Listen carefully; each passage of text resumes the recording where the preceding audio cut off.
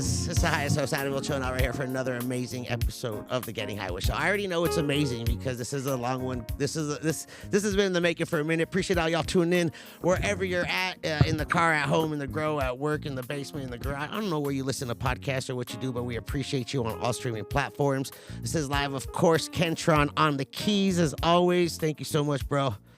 You're welcome. How you feeling? Feeling good. Yeah. Listen, we could talk, but I don't want to waste any time because we got an amazing guest I've been trying to get. He's been vibing to you too, Ken. I know he said something before the show started. We got one of the biggest, the owner, founder, CEO. I don't know what the title is, but he's part of one of the biggest cannabis brands in the country. I sell a lot of his weed at the shop, and I smoke some of the weed as well. He's a gamer. He says he's a nerd. I love your gamer tag on Marvel Rivals, Booger Nerd. Booger Lord. That's actually my gamer. That's my name on a bunch of games. Booger Lord? Yeah, I don't know why, because my original name when I was like 16 was Weed Wizard. Okay. And they At used 16? to allow shit like that. Oh. Yeah. They used to allow shit like that, like before. Now it's pretty heavily moderated, but Weed Wizard is also taken very quickly on like every new game. Right. So Anyway. I wasn't able. If I'm not able to get Weed Wizard, I'll do Booger Lord, or like Hash Lord. But on Marvel Rivals, it very moderated. Yeah. There's nothing you can do that's like drug related. Anything. What the hell? Yeah. That's why. Yeah. So it's Booger. So Booger Lord. Listen, Ted Lidie with Alien Labs is here in the building. It's great to have you here. I think like one of my first interactions was at a cannabis cup, like 2016, 17, 18. Yeah, I it was think you presented yeah. our awards, right? I presented a couple times, but you had arcade games in your Oh yeah, that's right. in your we booth, did, yeah. and you had Street Fighter. Yeah, that was 2017 Sacramento. 17. Yeah. Damn, that's almost 10 years ago now. If you think about Isn't it, that fucking nuts, bro. man? But you were, out there with the brand, and it was like, I think, when it kind of was new, the Alien Labs? No, we started in 2014. 14. But it was still, that was, I think, the first legal cannabis cup. So in Cali. And it was like one of the first ones we went big on.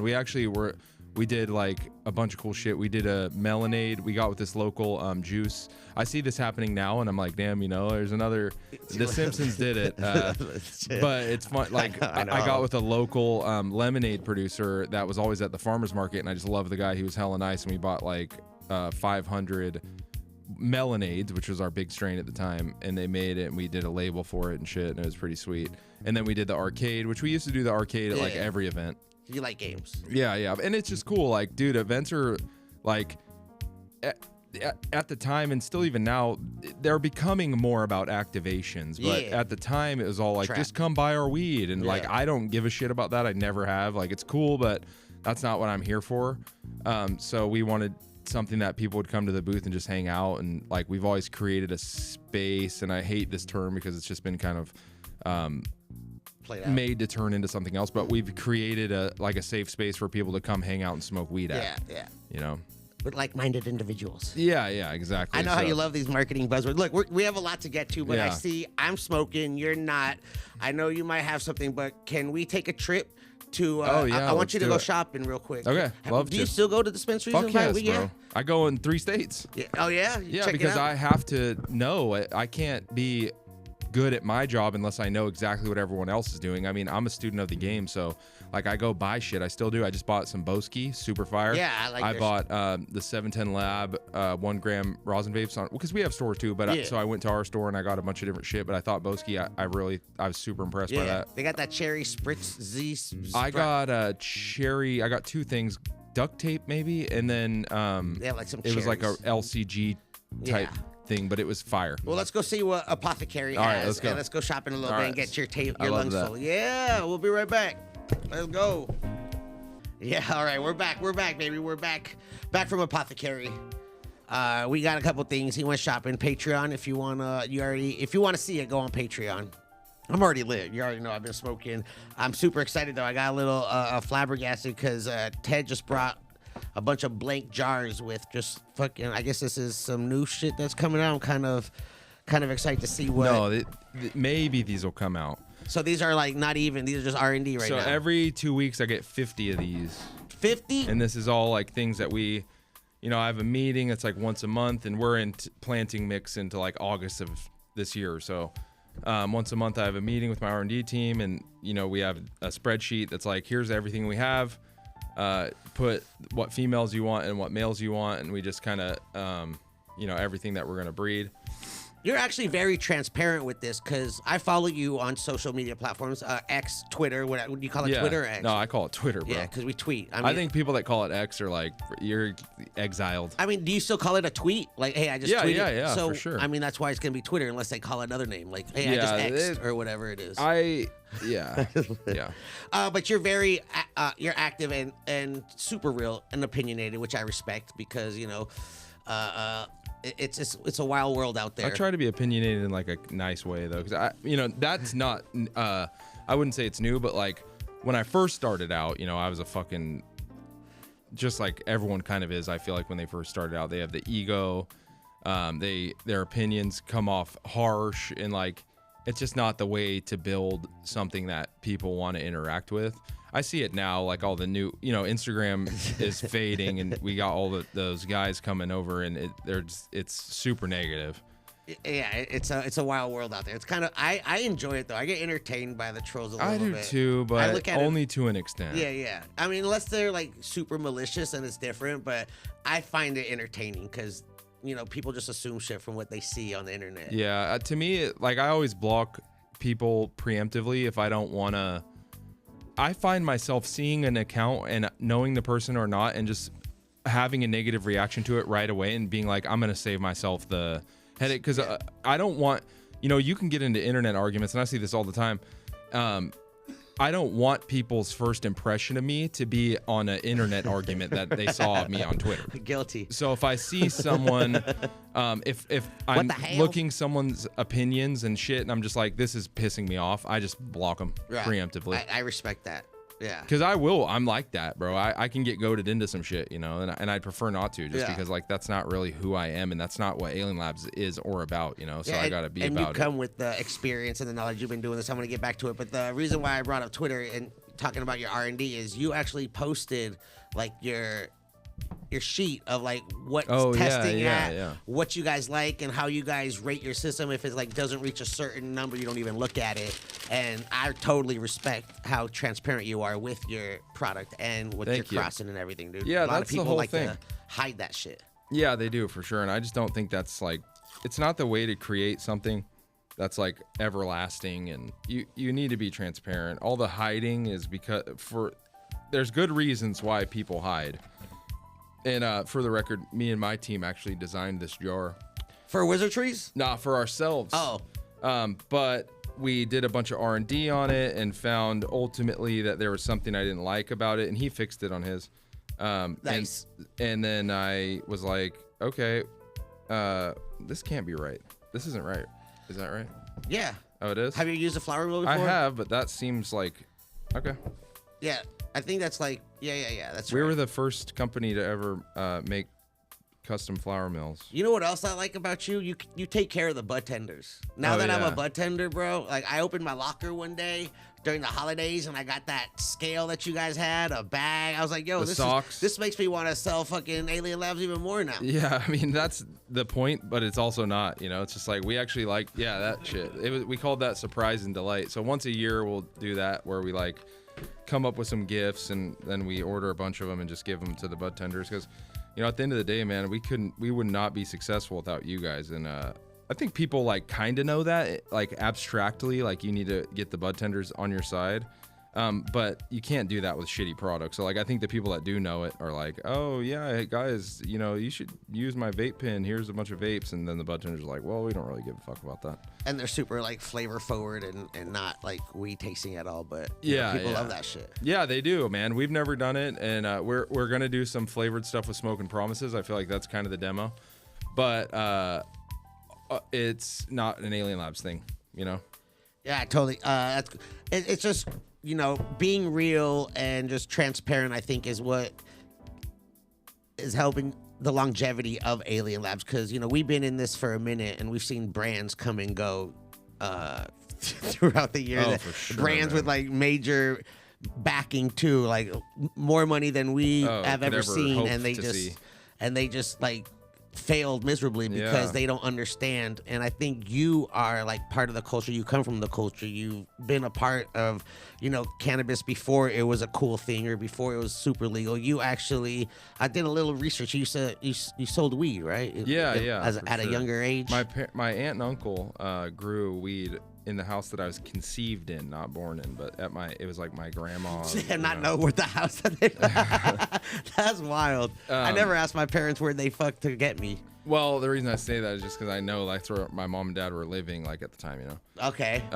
So that's just a fact that you you didn't really ask them I didn't about. ask, yeah. You just assumed. Yeah, and that's wild. That's funny. So I was always around it and shit. And then when I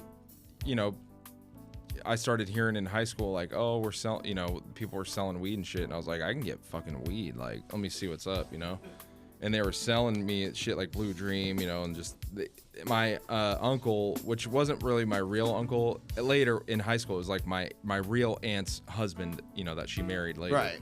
Uncle-in-law. Yeah. If that's a thing. He would grow early girl, so I could get those fucking early girls in like June, and this is like when weed was already kind of expensive, so I was pulling those early girls for like $900 and selling them for like 15, and you would split it with like 4 people, so it's not like you'd get that. And you talk about pounds. Yeah. You get it for $900 and sell it for $1,500. Yeah. Okay. And so I just started doing that. And then, is this indoor weed or outdoor weed? Outdoor, yeah. Outdoor. All outdoor. Okay. In Reading, that's kind of like what you did. And this was like, you grew up with it, so it was normal in the family, no way? Yeah, wasn't no like one really super... cared. Well, my mom, I didn't tell my mom. Okay. But the rest of my family didn't care. Okay. To your mom, you're my baby, you got to do something good. Yeah, it's funny. I thought for sure my mom knew that I would come home stoned like every day. But when I was 26, we were at like a Thanksgiving or like some kind of family gathering, and I was like talking about it, and she's like, wait, you were smoking weed? And I was like, yeah, I'd come home high every day. Like, I thought for sure you knew. And she just started crying. No. Like, she just didn't want to believe it. I think she just didn't know. Like, I was just like, dude, we were fucking loud and stoned and stunk. Maybe she thought you were teenagers. Yeah, I mean, I guess that is really like what it ended up being, but it's still crazy to me. It's like, damn, I would know in a second if one of my kids came home high, dude. Were you playing games back Yeah. then? Oh, yeah. Were you like a Nintendo? Hey, yeah, this is like when I was in high school, so we were playing like Halo 2. So it's, okay. Smash so Brothers type shit. Yeah. Or Halo 1. I think Halo 2 came out in 2004, so it was probably like Halo 1 and GameCube and N64, Mario Kart, Yeah. We'd all go to my house. What was Everyone like your hung first out at my system? house. The first system I remember getting like for a holiday was Super Nintendo at Christmas. Hell yeah. But the most memorable one for me is that my mom, I grew up poor. My mom was a fucking bartender, and sometimes she worked at a gas station. And me and my friend Scott would fucking sit in the walk-in freezer and just eat snacks and shit, which was sick. Just for free? Yeah, dude, we just fucking eat whatever we wanted. And she didn't know you guys were high? This is before we started getting high. Oh, okay. We're gonna hotbox the freezer, mom, and eat when I was munchies. like 5th grade or like 6th grade. Okay. We'd walk to the store that she worked at, which is like right down the street, and we would just in the summer, it's like 110 right? And we just go sit in the walk-in freezer and eat snacks and shit. But my most memorable system was my mom got me a PlayStation 2 the year that it came out, and like she was broke, so she didn't pay retail, or she couldn't have paid retail because those were impossible to get. And I just never expected it. And my mom's cool as fuck. She still is. She always was hooking it up. She still hooks it up, dude. She fucking. That's dope. Yeah, she's cool, man. Does she think she knows you smoke weed now? Oh, she knows everything. She's cool? so proud. Yeah. Yeah, I'm like one of the only people in Reading. Like, there's 2 things that ever came out of Reading that are fucking like world famous, and one of them is fucking Megan Rapinoe, who's like the women U.S. Olympic soccer team. And she graduated with me, and then Alien Labs, that's it. I love that. A fucking world-class athlete and a world-selling weed brand. That's crazy. Did you ever think like you were gonna be in the weed space as a 5th grader? No. I mean, it's crazy. You go to weird steal magazines, High Times and shit from Barnes and Noble, and like, you would look at those and be like, oh, this is never going to be legal. It's never. So what was young Ted? What did young Ted want to be? What did like 5th grade Ted? I don't know about then, but I did. At some point, I wanted to be a teacher, like a 2nd or 3rd grade teacher. Okay. I still think that'd be sick. That's dope. Weird, I know, but That's not weird. I actually was in the Teacher Career Academy in high school. Oh, that's cool. Get some credits to start becoming a teacher, but then, you know, it just their pay is not good. Yeah, I had a really cool 4th and 5th grade teacher. 4th, 5th, and 6th, actually. He followed with us, Mr. Ross, and he was sick. And I think he kind of influenced me to want to be a teacher. He also taught me and my buddy how to chug beers when we were in 6th grade. Like the method where you stab it and then you fucking the shotgun? crack it open. Yeah. The shotgun. Yeah. He did it with sodas? Yeah. Okay. And then you guys started chugging sodas? No, but he just like showed us, and I think back on that. But also one time you had to hold this like plaster of Paris fucking hand of his, you know what I'm talking about? Like where they would put that shit in and it'll make a mold of their hand. Yeah. To go to the bathroom. And that was like what he made, you know, it was like a hall pass thing. He'd be like, take that with you. And now that my daughter's in 2nd grade, like I've come to find out that that's really so she can kind of keep track of the student that's gone. You know? Not like physically track them, but like, oh, the thing's gone. So yeah, that's right. It could be gone. And I fucking dropped it and broke it. Shut the fuck up. And I swear to God, I broke all of them but the middle finger. And he for sure thought I did it on purpose. And like, how could you not? Right? You know, like fucking kids. Yeah. Did you get in trouble? Suspended? I didn't get in trouble. He just like did he probably believe didn't you? like me. No, I don't think he did. Oh, did you tell him that you? I told him, I was like, dude, I would never fucking do that. Like, but it's like, oh yeah, right. Were like, you what a are good the student? odds? Yeah. But I was also me and my boys were the ones that fucking couldn't contain their laughter, and we'd sit next to each other and just fucking snort because we were trying not to laugh all the time and shit. You know. Yeah. Did you win any superlatives? Like best. Yeah, best smile, class clown, best dress, most likely to succeed. No, but I took a Viagra in 8th grade, and that's pretty much similar. Why? Just because you got a blue pill? Because one of my boys' dads like had Viagra's, and we were super curious. And what happened? Really nothing, but if you've ever taken a Viagra, it just makes you like hard when you're ready to get hard. Right. You know, so nothing really It just happened. didn't give you a boner. No, you don't just like walk around with like a tent. Yeah. Just like, hey guys, I got this for 4 hours. I never got any of those. I probably would have. That's more of a high school thing, and like I went on homeschool my senior year, and I think that's really why I didn't. But I was the funniest kid in school, you know that. So I was the class clown. I mean, 8th grade taking Viagra, just like recreationally, did you do other things? I mean, what are you doing? I started smoking weed in 7th grade, but that was with your uncle, or was it? No, with my older friend. You know, we all have an older friend. He bought us like a bag of Mex, is what they called it in my town. From no joke, I hate like even Mexican saying weed. This. Yeah. I hate saying this, but the guy that he bought it from, his name was Adolf, which is insane. Oh my God, that's crazy. And yeah, Adolf's dead now, but R.I.P. Cool. Yeah, not really. Okay. I don't think so. Because it's just like, why is your name Adolf, bro?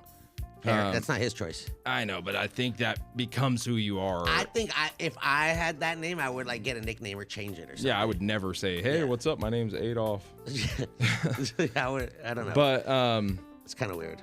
Yeah, I mean, I didn't really do drugs at all. I took like a Vicodin once when I was in sophomore year. A lot of my friends were into pills and meth. In high school, they started doing meth. But you were selling packs. You're like, I had no time for meth. Yeah, I was selling packs. Well, also, I was super fat. I was like 380 pounds. You lost a lot of weight, right? Yeah, you I have. Yeah. But I thought that I would die if I did meth. Because like my heart, you know, it's already under pressure. Like now I know I wouldn't have, but. No, I don't mean to laugh, but no, that's it just is a funny thought, yeah. I'm too fat to do meth. And I took a fucking Vicodin, and it made me sick, and I had to have my mom come pick me up from school. I didn't tell her that I was high on Vicodin, you know. Just like I don't. So feel good. the things that were around, just like opiates make me sick, still do. Fucking meth, you know, that was the other thing that was around, and I just like was not interested in that. Yeah, you just like the weed. So I just liked weed. Yeah, I didn't even drink. I didn't drink until I was 21. And I still don't really drink. Yeah. It's like a social thing. I'll do like a cheers. Yeah, I'll do that. And sometimes, like, you know, I have to, as being who I am and, you know, an MSO, quote unquote, I do have to, like, go to dinners with, like, business people and, like, I'll drink at shit like that because it is, like, lubrication for Right. socially. Like I don't always fit in. I'm always the youngest. Like the things I like are never in alignment, with like older executives and shit. So I'll get a little drunk and just have fun, and but that's few and far between. Yeah, it's like a social thing. It's something you got to do. Yeah, dude, that's wild. It's just speaking of the MSO, dude. You also tweeted something crazy, and I participated about how many eighths you sold. Yeah, which is a crazy ass really is, bro. fact. Like that's like a proud moment, especially coming from selling just weed in the traditional black market before all this was a business, to know that you could have actually the stats and the numbers, right? and be like, yeah, we sold this many. And just having the guy, because my guy Lee, or did I hit Jake? One of them, Lee or Jake, they do all of our like analytics and financial fucking stuff. And I hit him up. I'm like, hey, can you tell me how many eighths we sold across all 3 states? And he's just like, oh yeah, just give me like 1 minute. Yeah. I'm like, okay, I don't need it right now. You're good, bro. But then like 2 minutes later, he's like, okay, 1.7 fucking 8 million. And I'm like, oh my God, that's insane. Way more, congrats. More than I thought. Yeah. That means you grew a lot of weed. Oh yeah. Because a lot of like you said, you don't put everything Yeah, we don't put jar. everything out. Yeah. We do bulk, not everything. Yeah, we don't have weed. Like we have too much weed sometimes, So even that just I know there's counts. a lot of sourcing going on in the industry. We don't source, but we and we don't sell to any other brands that put our weed in their bags. But we do sell bulk to distros and wherever that goes, it goes. Yeah. I'm sure there's some like pre-roll type shit, and is there like oil is it like you can't mention who you source your weed from, or is that like no, we don't source our weed. No, I'm saying like brands that source their weed, are they legal? Are they not allowed to say it, or no, they could, but we just don't do it. Yeah, I know you don't. Because they can definitely say, and they should. I think if the cultivator should get credit, but we just don't do that because it devalues we're already pretty decently high priced. Like I think we're like $50 an eighth, which isn't like crazy by any means, but it's higher than most. And anyone that bought it would put it out for less because you couldn't compete at the same price point as an unknown brand, So it just devalues your product, And you'd be doing them 2-for-1s. Yeah, we do 2-for-1s. I mean, we have that's how you win, Like you have to have, in this day and age, bro, nobody is just putting out weed and saying, here's your $80 eighth and selling it. Yeah, I was just saying before the show to the chat, we were having a discussion. I was like, there's a lot of actually really good legal weed out there right now. There's a lot of people growing good weed. And that's why packaging is getting wild, because people need to stand out from, it's not, before it was like not what was in the bag. What was on the bag, it was what was in the bag. And it's still not, but now like there's a lot of brands that are consistent and they put out good weed, and people go by branding now, just like any product. You're like, I know what I like, so I'm gonna go after that.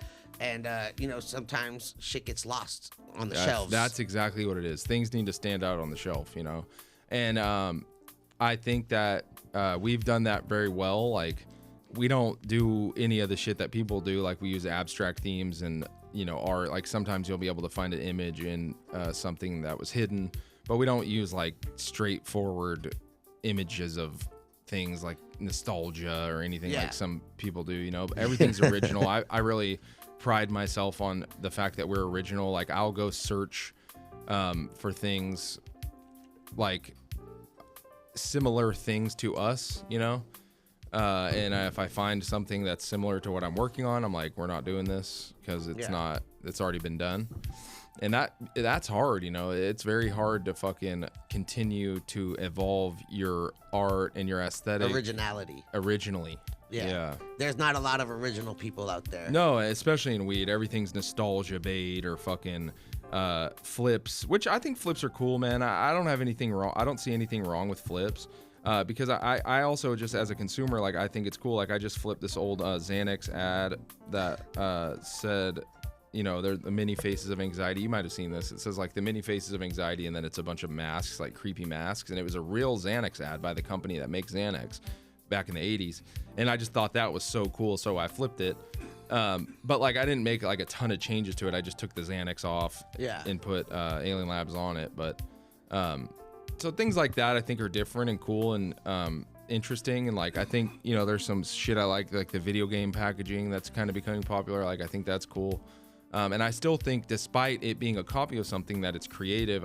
We just were talking about this on Twitter, is that Fidel's fucking the Crayola box. Yeah. He's not the first person to do that, but that doesn't matter. It's still a creative and original idea because of how he implemented it.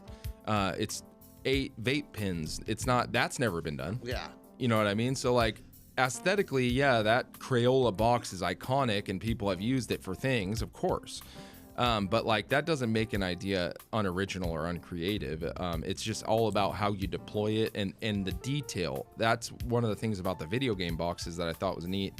Was that I saw one that was like, oh, this is just a GTA knockoff, and then the next one I saw was like, oh, this has the GameStop used sticker and the other elements that make it like super fucking authentic, like real and original, and like the attention to detail in some of this packaging is insane. The same font that they used on the sticker that was when you'd go buy a used game at GameStop, like the cellophane, like there was so many things to it that were like, this is a sick idea that was like so thought through. And that's what me and my team do, man. We think through ideas. Like I have 2 separate teams. I have the apparel team and the cannabis team. And the apparel team, I often will bring in to ideate for stuff on the cannabis team, because we're like we're able to be more creative on the apparel, just due to less regs and that.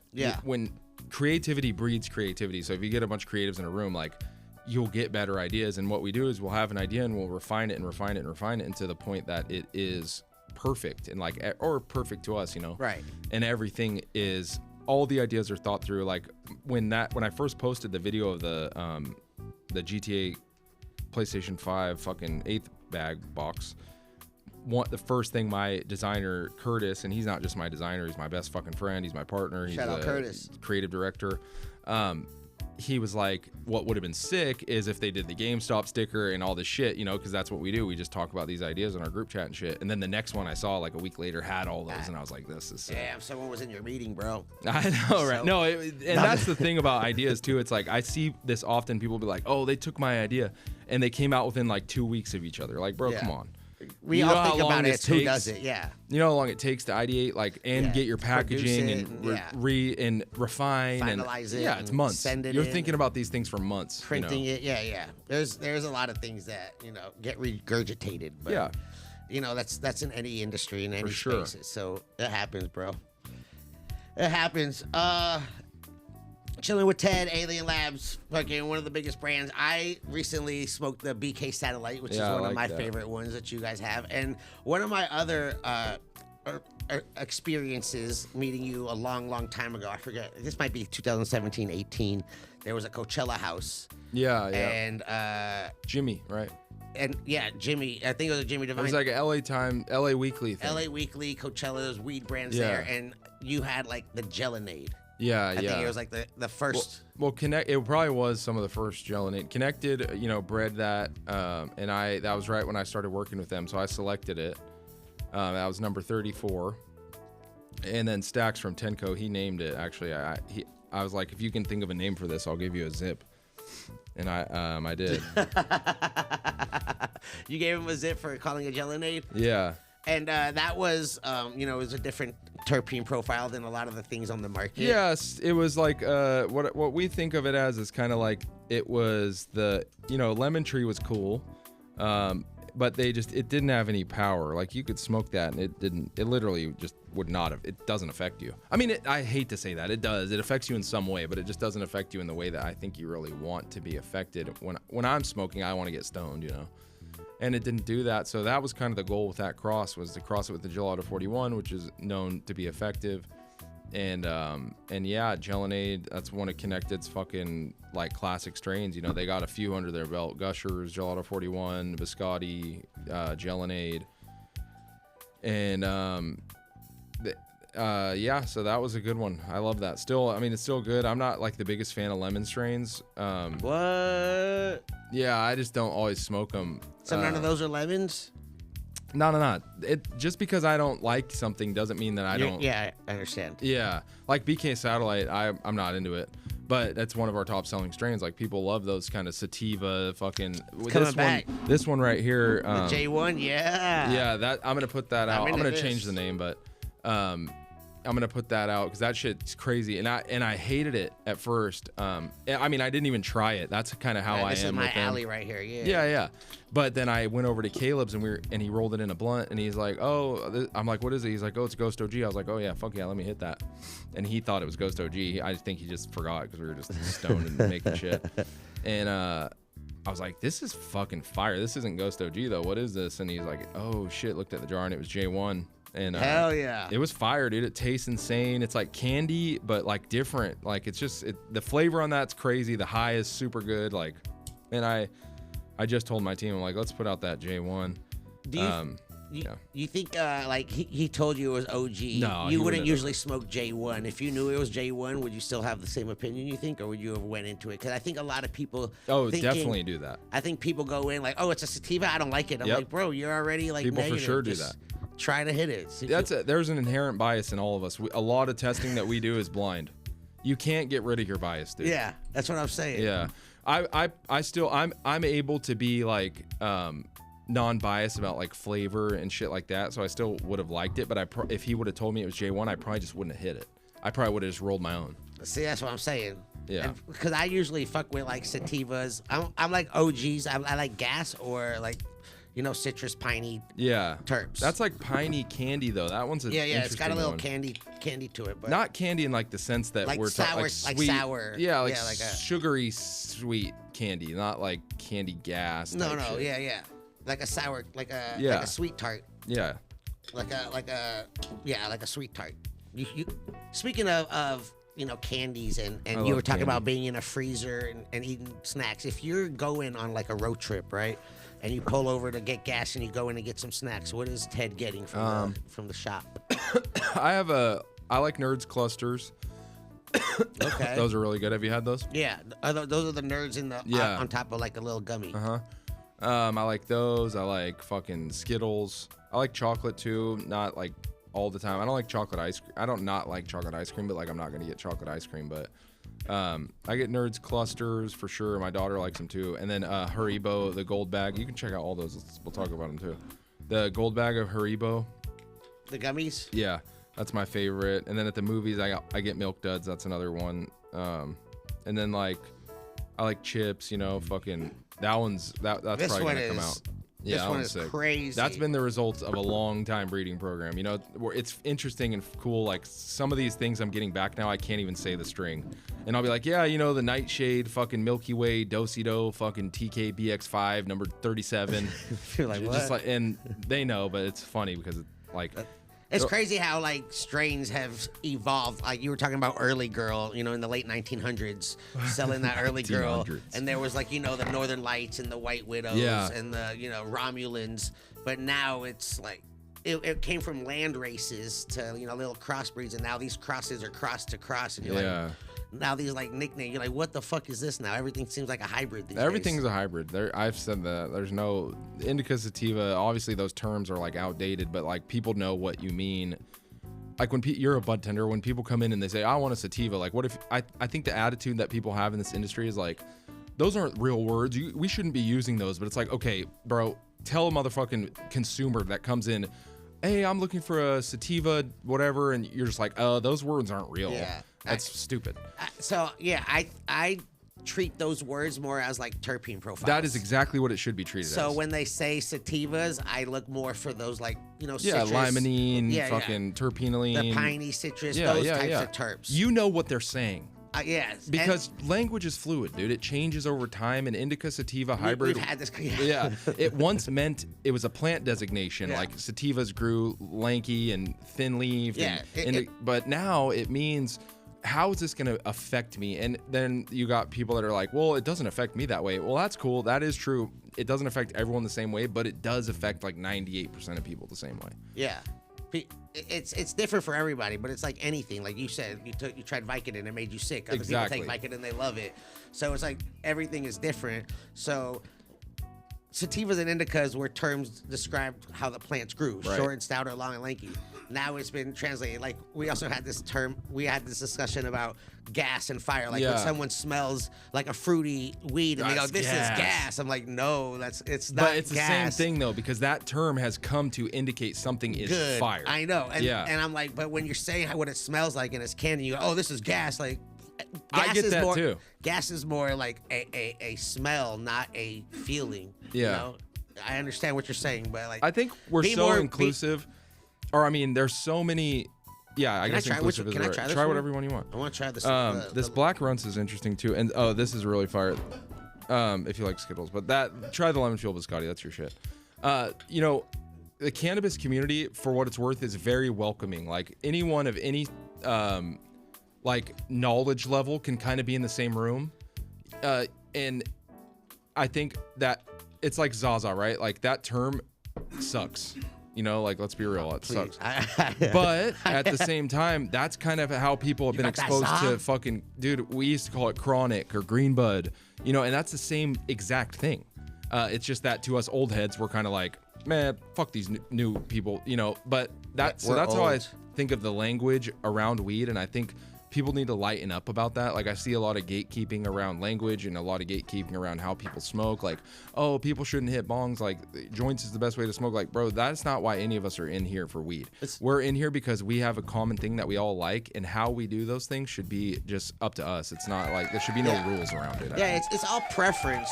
I just feel like it's more of just like educating and letting people know because like what the terms are, because a lot of people don't understand. They just that's kind of right. go in ignorant. You're just like, look, I understand what you're saying, but this is kind of like to keep the culture alive. This is Yeah. how the terms are. Let's not try to. You guys are like nice. I'm like, bro, fuck Well, it. it's If you don't know, let me 2025, hear. yeah. I know what you're saying, dude. I'm not gonna take the time to fucking In 2025, I'm break trying to be a down lot the nicer. gas for but- you. Yeah, I love that. You know, somebody on Twitter was like, hey, bro, like you have inspired me to be nicer, and I hope that we do that. I hope that I do that, bro, because like of course I get in some fucking Twitter arguments, but I'm never mean, and I could be fucking mean. Dude. I'm a mean guy. I used to bully kids, bro. I think back on that time in my life, and it makes me hella sad. But Oh man. Have you hit them up and apologized? I think it was that. No, I haven't, bro. I should though. That's good. I think you can hit on Facebook, or I'm sure you Yeah, can reach find out. him on Instagram. Like, This hey, one man. kid, dude, I used to leave my math class and he'd be going to PE and he had a rolling backpack when I was in freshman year. And every fucking day I would cross paths with him, I'd kick that fucking backpack, bro. I'd kick it as hard as I could. It would fly up into the air. Just because. Yeah, bro. And he didn't do My anything. other buddy fucking ran and hit this fucking kid that was in special ed with a fucking textbook. Mean. We were mean kids, bro. It was different. There were no cameras back then. It was different. It's so crazy the type of shit you can get away with. You know, if someone did that to my kid, you know what I'm doing? I'm going to the school. I'm beating the shit out of their parents. Both of them. Out of their parents. Both of them. Who did you raise? I already did that. My daughter, or I didn't do it, but my daughter like came home and she's like, this girl was being mean to her. I was like, do you want me to beat her dad up? And she's like, no, dad, like that'd be mean. I'm like, dude, kid, you're so kind, Brooklyn. Like she couldn't ever be mean, you know? Yo, I actually saw you. You know, I did a little research and I went back and you had a couple of YouTube pages. You know, showing off some of your toys, doing some unboxing, and then you had a little video with your daughter Brooklyn? who was like, "This is my dad, Eugene." Oh, that's funny. I love that. Oh, it was like a Christmas thing, right? Yeah. Yeah, I do remember that. And she's like, "I'm Brooklyn." Da, da, da. I was like, Yeah. "Yo, this she has personality." Bro, she is fucking. You know what's crazy is like she grew up watching streamers essentially. Like she watches like this girl called Lauren Z-Side and then like Cookie Swirl C, and they like play games and like open toys and shit. Unboxing and shit, yeah. And so she is really good at that. Like she'll sit in her room on her iPad with her friends on FaceTime and she'll play the game and fucking like They'll watch her play. they'll watch her play the game through screen sharing Oh my and God. she'll like narrate it, you know? And I'm like, oh, you have a fucking, this is like some shit that you could do, like that, you know, we dreamed about, right? When we were kids, like, damn, I wish I could get paid to fucking play video games And she grew up with it. and she grew up with it. So now they have that skill set, which, you know, makes it harder to do. But I'm like, I'm good with a little nepotism. I'll get you started. You know, I know some editors. I know some dudes. Shout out to my bros in Optic. I know some guys that know how to do the YouTube Yeah. shit. I mean, you've also been stepping up your content production. Yeah, I started last year doing content. You started doing the TED Talks. Those two, but I started really in January of 2024. I started going to my boy, my fucking marketing team's studio every Friday, and we sometimes there'll be like things that we talked about in the week that we're gonna do, but most of the time it's just like, all right, I'll come in, I'll be like, all right, I'm gonna talk about this, and I'll talk about it, and then they'll be like, okay, I have questions for you. Like I just posted one that was questions. Henri and Jeff both do my thing, but Henri is like, I thought of some questions to ask you. And so they asked me the questions, and then they edited it. So they kind of edited it in a way that was like entertaining. You didn't understand. Yeah. It was out of context, but it was just a bunch of quotes. Yeah. The ADD, I was like, I need more of these. That was funny. That was a good one. All your like little one-liner outtake stories that you do that no one ever captures because that's all said BTS before the recording. Those guys know exactly. I've been working with them for so long. I'm so fucking comfortable with them, and they like are comfortable with me to a level of, hey, like they'll just edit shit together and send it to me, but like this is so fucking funny. They know you're and it's just like me making fun of myself, for like fucking a minute. And it's like when you get to that level with the people you're creating art with, like that is really when sick shit starts to be made. Why do you always say why are you so hard on yourself all the time? Oh, it's just I don't know. I grew up a fat kid, But you said you used to kick kids' backpacks like you were. Yeah, I was a bully, but I was funny. All my friends were laughing at that shit. They were like laughing in a group like, this fucking nerd, dude. They just kicked this guy, But you seem like real likable, and I mean, well, I've gotten. Do you have siblings? Right? Yeah. I have 2 sisters and 2 brothers. But are you middle? No, I'm the oldest, but I only have from my mom and my dad. It's just me. Okay. So they're all half. Which my 2 sisters I'm super close with. My 2 brothers not as much, but like we're not close. I just don't see them. My sisters live in Sacramento, so I see them all the time. They come over and hang out with the kids and fucking take my kids. I'll fucking babysit. Awesome. You're like, hell yeah. Which does rule. My mom too. They all moved to Sac when I did. Well, actually, after I found out that we were gonna have a kid, they moved there, and like, of course, they weren't gonna miss any of that. And they've been super influential in my daughter's life. And even some days, I'm like, my daughter's getting to the she's 7, but she thinks she's a teenager. That's that streamer life. I'll have to call my mom and be like, come get this kid. Like, I can't do this 7 anymore. going on 17. 7 going on 17 for sure. This is pretty good. The New Yorker from Wizard Trees. I liked it. Yeah. That's sour diesel. Yeah, it's a sour D. Yeah, it's one of their good ones. I'm doing the lemon right here. I like it. It tastes through the blunt. Oh, that's my 3rd stage of testing. If something smokes through the blunt, that's good. Yeah. More blunts in 2025. Yeah, I've been smoking more blunts already. What? So we were talking earlier before the show about. So you started selling weed, then you started working at a weed shop? Well, I started selling weed, and then I moved to San Francisco, and I was just kind of selling weed. And then I put up a grow in my buddy's fucking apartment just right down the street in a closet, and we bought some lights and bought some clones that I had tried growing before at my house, but I never finished it. I just had like 3 like single strip LEDs and like some seeds that I popped from a bag of Max, and I just didn't know what I was doing. So then in San Francisco, me and my buddy, we went to Blue Sky Cafe, which is AKA Oaksterdam. Before it was Oaksterdam, and like the dispensary that was attached to that was called Blue Sky Cafe. And we got clones of Quarkle and Green Crack. Quarkle was fire. I haven't heard that in a minute. And Green Crack, and so those were the 2 first strains that I grew to finish.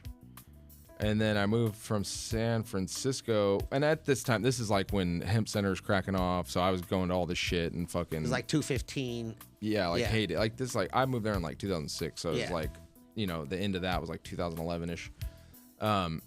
And so I was just seeing all this happening, and I knew that we grew fire back in Redding, like differently, like the shit was fire out there. So I moved to Sacramento. I got tired of San Francisco, and I moved to Sacramento because I wanted like a mix of Redding and a city, and that's kind of what Sacramento is. And I lived there for 2 years, and during that time, that's when I set up like my first 2-lighter, and I grew Grape Ape and some other clones. Damn, you're saying all these names. Yeah, for sure. I miss some of these strains. Me too. And then that's when I got the job at the dispensary. I just was using my card to go to the dispensaries and fucking one I liked, and I just go in there and ask for a job all the time, and they finally gave me a job as a door guy. And then that's when I started like learning about the legal industry. And I met like some cool people. I networked a lot. And all the growers would actually come in with duffel bags back then for sure, and drop off their shit. And they loved the buyers and the people that were selling their shit. So this guy Tim used to come in with it was called hash oil, but it was like legitimately hash that was turned into oil. Like they would do some kind of they'd put it on like the stove and put the hash in there and like dissolve it in alcohol. Yeah. And it was like black. But it got you so fucking high, dude. And I remember that was like the first dabs I ever took. The ISO dabs. Yeah, first dabs I ever took. It was, I mean, now thinking about it, I was like, how could I even have smoked that? That's insane. What'd you do on like a hot titanium? Banger? Like a titanium swing. The TI swing was like the first thing. Yeah. That was the first thing. The one that would like drip on your pants and your shoes for sure. and shit. Fucking red hot. The bell. I think maybe they called that a bell. Yeah, there was different versions, but yeah. And I remember the swing, the HMK classic swing before the dome and the banger. This was like a fucking. It had like a glass bell over the top of it, and then titanium. The flower bell. The flower bell. Tulip on the top with a little swing that would come under. Oh, it's where you would heat it and then swing it down on top. Oh, like but a it was hammer. No. It was like a titanium swing. It was like wire would be wrapped around it, and then there was like a titanium pad that was like this, and you'd swing it underneath the bell. And it would take all the fucking smoke, into it. Yeah, kind of the same thing. Yeah, I remember those. Those were gross. Yeah, they were for sure. But that was like what everyone was like, oh, this is dabbing. I think a lot of people our age was probably introduced to dabbing through that thing. Yeah. And then it was like the titanium nail, which Task Rock revolutionized. That's what I thought. Yeah. Yeah. And then there were so many. And then the glass nail, and then the banger. Yeah, the glass nail you could use a couple times before it snapped on you. That's and right. Then they discovered quartz. But I remember the ceramic bangers too, the white ones. Yeah, I do. I remember like a version of that wasn't necessarily a banger, but it was like what you put a coil around. The hive. Yeah. And that was another thing. Like those came right, the like metal ones with all the circles in them that were kind of like a rook, coil, a chess piece, and then bangers. Yeah. And now fucking 18-inch fucking control towers and slurpers and fucking so many. They keep innovating the consumption of cannabis, which is wild. Does it innovate? I mean, it is innovation, but does it get you high differently? I mean, flavor. I mean, what's the reason why I stopped dabbing as often as I did is just because the process it takes to dab now. Well, that's exactly why they made the puff cone.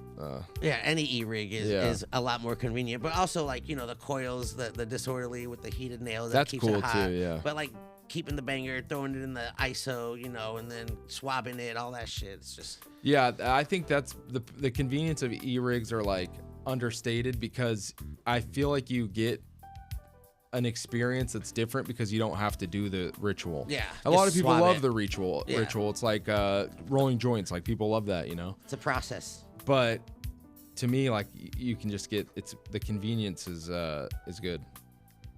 Do you I dab more than I smoke flower. What's your favorite like terp profile on dabbing? Probably Skittles, but I do like we just did a trilogy collab. And we sent the Ghost OG. So like a good OG rosin is hard to come by and it's super fire. That's my best blunt rosin. My blasin, the best combo is OG. I want to dab some of that someday. Fuck, I should have made some and brought it. That'd probably kill me, dude. I'll take it though. I mean, I'll do it. I'm just saying. I got you. I mean, if you like blunts and you like I like dabs, blunts and dabs. So then do you press the blunt? Terps. I roll the blunt, no human terps.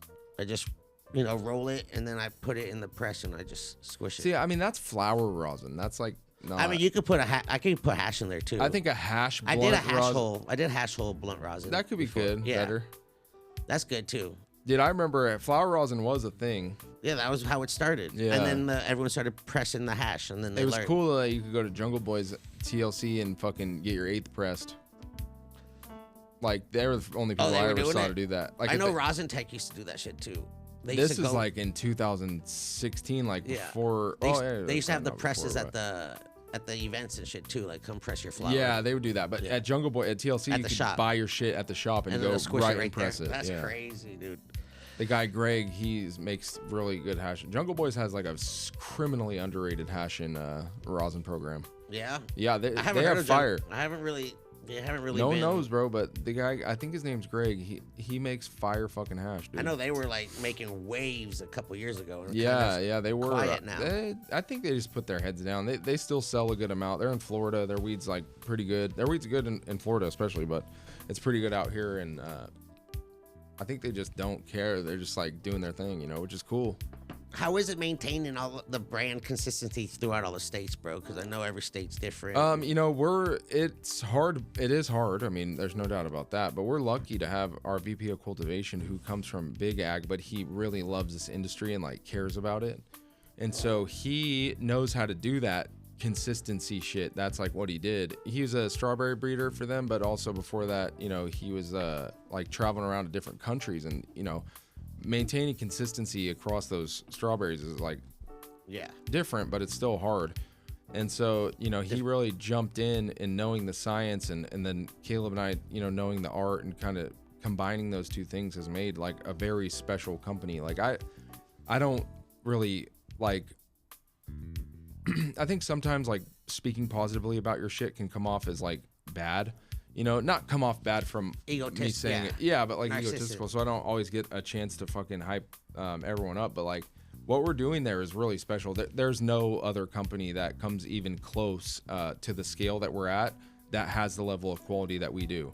And I'm not saying that like, I'm saying that knowing or being fully entrenched in this shit every single day, knowing inside and out my competitors, the fucking brands that we are competitors with in other states. And, I'm a student of the game, so it is pretty special. Like once we, these publicly traded cannabis companies like are not much comparatively. Cause I don't think they understand like the quality and the culture, which makes you, stand out more. Yeah, they don't.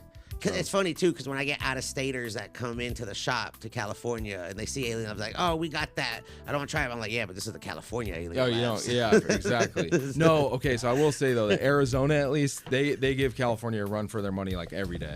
Oh yeah. Arizona, dude, it's different there, right? It's smaller, but it's also everything is done in one facility. So I think there's like a lot of things that really is the reason why. But the two things I really think the most is like. The Arizona crew, the California crew has proven themselves, man. They've been out here. They fucking, they're great growers and they fucking crush it. And the Arizona crew, I think, is hungry to fucking prove themselves like that. So they put a lot of effort and care and extra care into it. But also it's, a smaller facility where in California we have three main facilities that we produce out of. California's a lot bigger too. Bigger. And in Arizona we trim, package, and everything in-house. Oh. So in California, we grow it and trim it. We send it to our distro. Yeah. They package it and then sends out. So it's like there's just different elements at play. Right. And yeah, man, Arizona, there's some strains, especially like Gemini, is one out there that like is just different and it's fucking smokes crazy. And then everything Arizona, like it's funny. I think a lot of my homies go to Arizona and try our shit and they're like, bro, this shit is fire. Like, what the fuck is going on out in Arizona? Because you wouldn't expect that, I'm down. I'm gonna go. I like Arizona. I like the Arizona scene man. too. Arizona's it's a cool little man. scene, dude. It's burgeoning too. Like they're starting to like understand quality at a different level, and like the culture is starting to like explode over there. I did a couple events out there. I know you did a TED Talks over there too. You out here making more content. Do you watch content? Do you watch TV, movies? I know you're into watch like shows and shit. Yeah, like yeah. Like what do you watch? And I watch podcast. Like there's some podcasts I listen to. Yeah. And there's some streamers that I so you like to put consume on content? in the background. Yeah. And when you say streamers, like on like Twitch or YouTube or yeah, Twitch and I like this guy. You don't like this guy, but I do like Hassan. I think he's I think he has a good way of talking about politics in a way that makes it understandable for that audience to grasp. And I know you guys have like ideological differences, but I think in general that it's tough not to agree with Hassan's message. We should have free healthcare, like, real progressive fucking politics. I know the Israel-Palestine thing is like the one thing that a lot of people lost him on for sure. But he's passionate and he's fucking, from a Middle Eastern country, and I think it's just his perspective on it is a lot different because of that. Yeah, no, I respect everyone's opinion and perspective on things. It's cool, but my only thing is he was saying something on his stream, and then I just had a different opinion. Oh yeah, on me my and you stream. talked about this, right? And then I got banned. Oh, that's right. I got banned, and he did, and he didn't. And I was like, "Yo, this is kind of like weird." That is weird, but he's like the number 2 fucking. And that's why I was like, "Whatever." Yeah. It's like favorite. I get it, dude. I get it. But that was just kind of like irked me a little bit. And I was like, "Yo, this." That isn't. I think that irked a lot of people. And I think there's a lot of propaganda that goes on out there, and I don't know what even is real anymore and what isn't. I think feel most like we people might don't. have crossed dimensions somewhere because People do not know. That is, I don't either. That's such a common thing. Like there's so much propaganda on there, and there's propaganda that's true. So that makes it even harder to fucking understand. Like and using the term propaganda already, has a negative connotation, so you think it's already fake. Just like conspiracies, That's right. when they say, "Oh, it's a conspiracy," so you already think it's not or real. it's a psyop. Yeah, and then there's actually like hard evidence and whistleblowers that come out to like, and then "Yo, there this is is actually those. happening." That's what makes it so And you're hard like, to what know. You're like, what the, like alien labs. I know it's like your weed's out of this world. No, that's not You really feel what? It is it. That's the funny part about it. But really, when I made Alien Labs, it was that term alien means a lot of things, but extraterrestrial is the obvious one, but the deeper and the real meaning is outcast. Like I thought at the time, I'm just different. I don't like identify with one group. I always floated around. Like I was always friends with everyone, and I feel that. I just felt like we were I the didn't. drug guy. You were the weed dude. Yeah, but not even that. It was just like just the sentiment of being a friend and creating culture and being the guy, and I just felt like when you identify with everyone, you really identify with no one, and I had close friends, of course, but we all felt that same way, that we were like the outcasts, and that's what alien really means. But obviously the extraterrestrial shit. You think there's like other living? No, it is. If you don't, you're wrong. Yeah. Now, like as far as like aliens or extra, what about other things like fucking zombies or vampires No. or shapeshifters, werewolves? Shapeshifters, maybe. I could see that. Superheroes. Skinwalker type shit. Like people with like special human. No, I probably not, but aliens for sure. I think it's very hard to deny in 2024 or 2025, I guess. But it's just that, bro, so much is going on that no one really cares.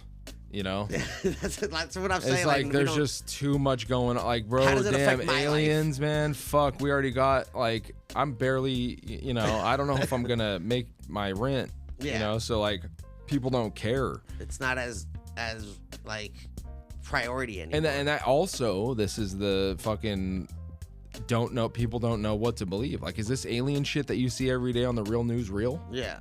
I don't know. And like the But whole it seems like it. What about the whole Antarctica thing? What is like that? the Antarctica Treaty where no one can go to Antarctica or Oh, travel I don't know about or that. That explore, sounds sick though. how it's like that it's really like the wall where it goes beyond and there's where all the other elites and The fucking shadow government.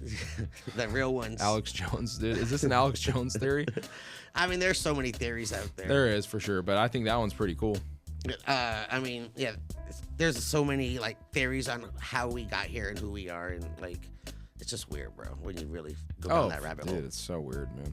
And then all the government shit is wild too. Oh, And yeah. I put that in quotes because like that shit is Yeah, just- man, I don't know what to believe it's anymore. Like you entertainment. said, it's just not. Yeah, like look what we just saw yesterday. Like the Elon Musk thing, very weird.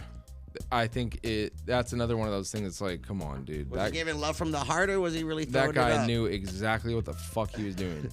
He's- There's no doubt about that, bro. he's It doesn't matter if Do you he think he's says an he alien? was doing the thing from the heart. He knew exactly what he did right when he did it. Do you think he's from this planet? Do you think he's human? I'm not like high on Elon.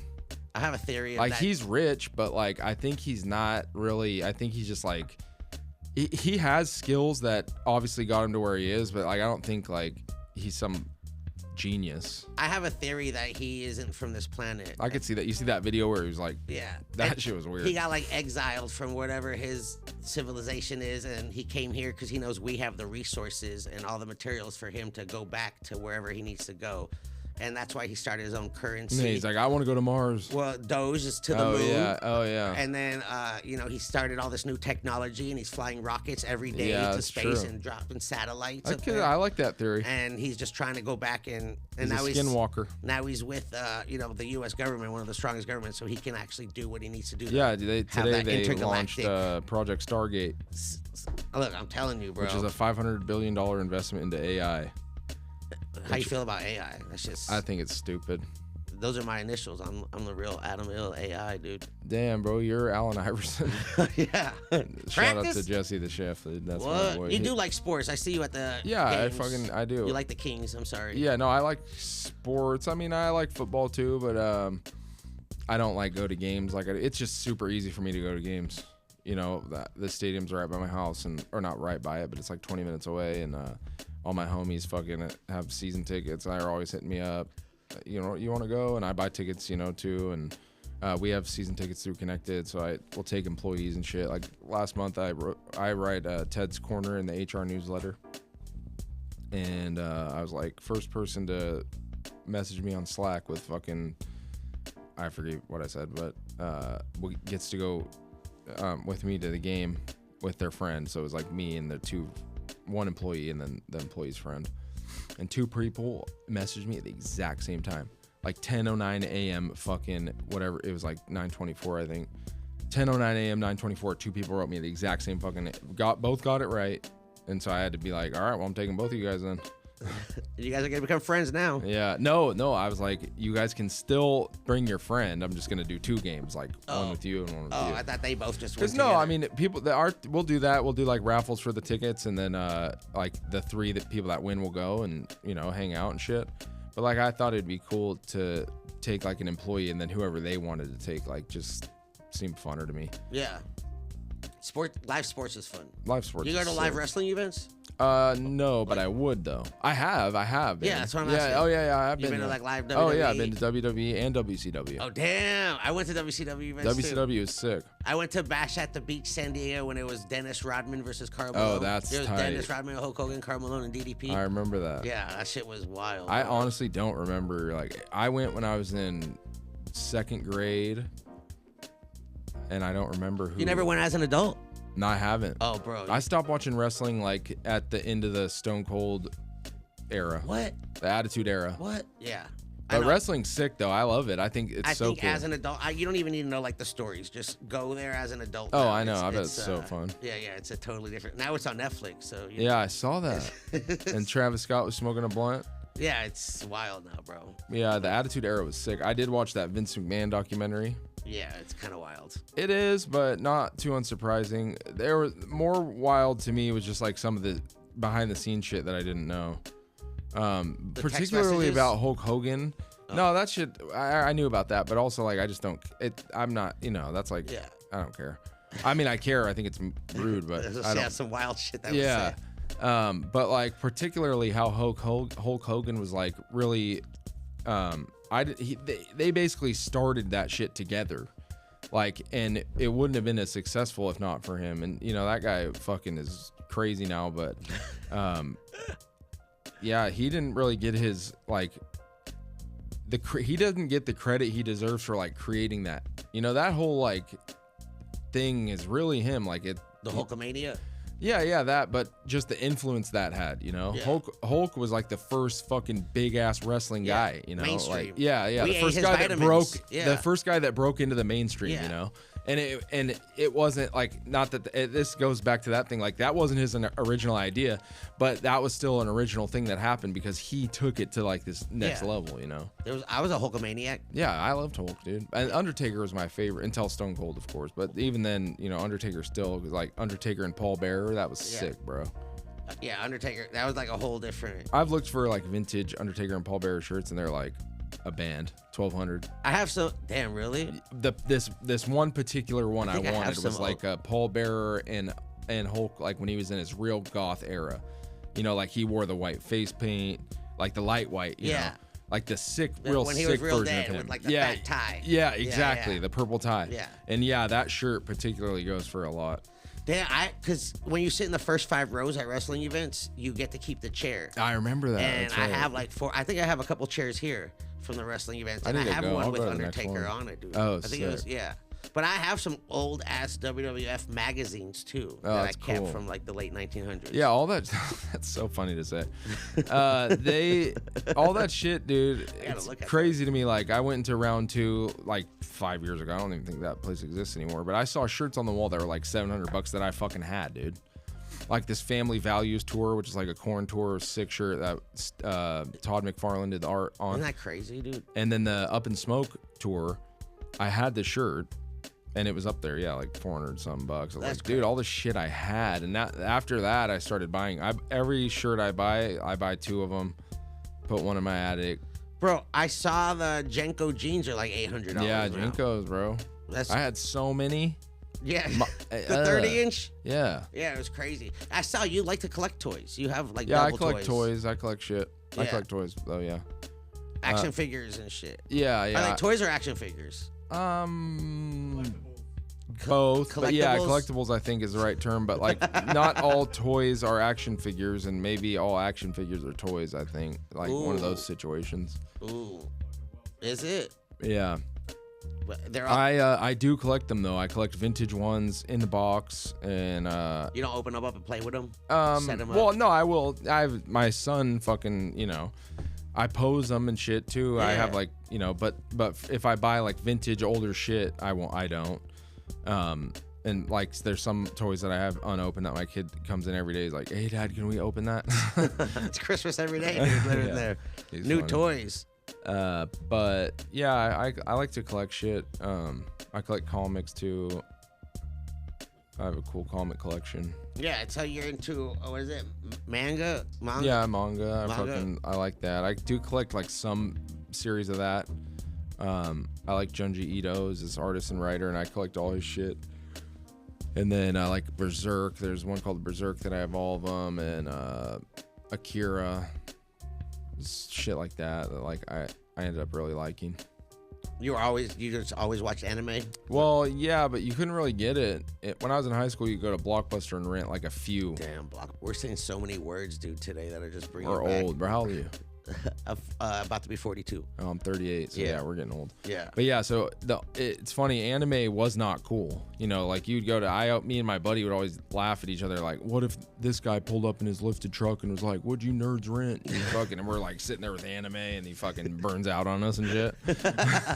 It wasn't cool to like anime. I Hell remember no. when like Dragon Ball Z That's kind of when it came started out. It was becoming like cool. 99, 2000 or something. No, What? it was like I mean, I think when it came out here, 2001. It was like the first on Dragon Ball. Toonami, right?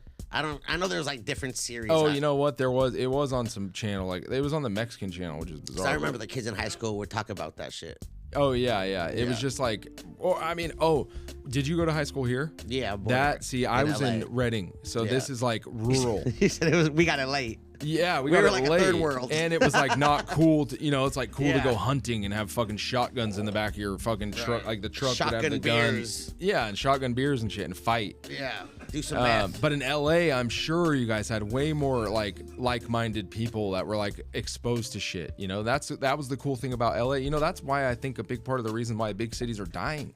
Because it was cool to be in a big city because you could do shit that you couldn't do elsewhere. And that's still true, but the internet has connected us all, so you can really learn about and get anything. Yeah, You know? and when you're in those like nothing to do towns, you have a lot of time to do and master a lot of Yeah, things. that's true. for Some of these sure. content creators live in the middle of nowhere. And I they make know. I'm like, yo, what do you do all day? They're like, this. That's what my content journey is becoming in this year is fucking I'm going to film a bunch of shit myself. Well, I have a Like crew vlog and and they'll shit. make me shit, Yeah. but Editing is just the time-consuming part. yeah, it's time consuming and to all I the don't like editors. to watch my own shit, so I don't want to like edit it and watch it because I'll just sit there and especially if I'm stoned, I'll just pick everything apart. So a lot of times they'll send me shit. I'm like, cool, I'll post it. Like I know them so well that like, I know it's gonna be good, and I don't want to like. Sometimes I'll get high and I'll watch a video on accident and I'll be like, I'm not posting this. Or I'll wake up at like 3 a.m. and be like, I can't post that. I should delete it. If I already did post it, I'll get fucking stoned, take a couple edibles at night. I'll wake up at like 3 a.m. and be like, I need to delete that. because I just overthink it. And so last year, that was the thing I decided to do. I was just like, I'm just gonna send it. Yeah, just post, dude. Yeah, Post. That's the thing. Just people want that. People just consume content. It's crazy. For sure. And I like it too. Like I get it. I doom scroll, so. What? All right, let's say this. I'm gonna give you a little. If you're walking and a portal just appears, would you enter the portal? Yeah. 100% just you jumping in? No, I couldn't. You said yeah, no I know, hesitation but at first. What if it? See, now that I have kids, you have to think of things with that lens, Like if I walked in a portal and it took me somewhere I couldn't come back to, my kids would be fucked. So that's. So now it's kids. But yeah, like my real self is like, oh, I'm going in. But yeah, I'm like, like fuck, I have responsibilities. You think portals exist? No. No. I saw a theory where that's how these extraterrestrial crafts come into our space. Oh, through I have portals. seen that portal theory, yeah. Yeah, and it's just like portals appear.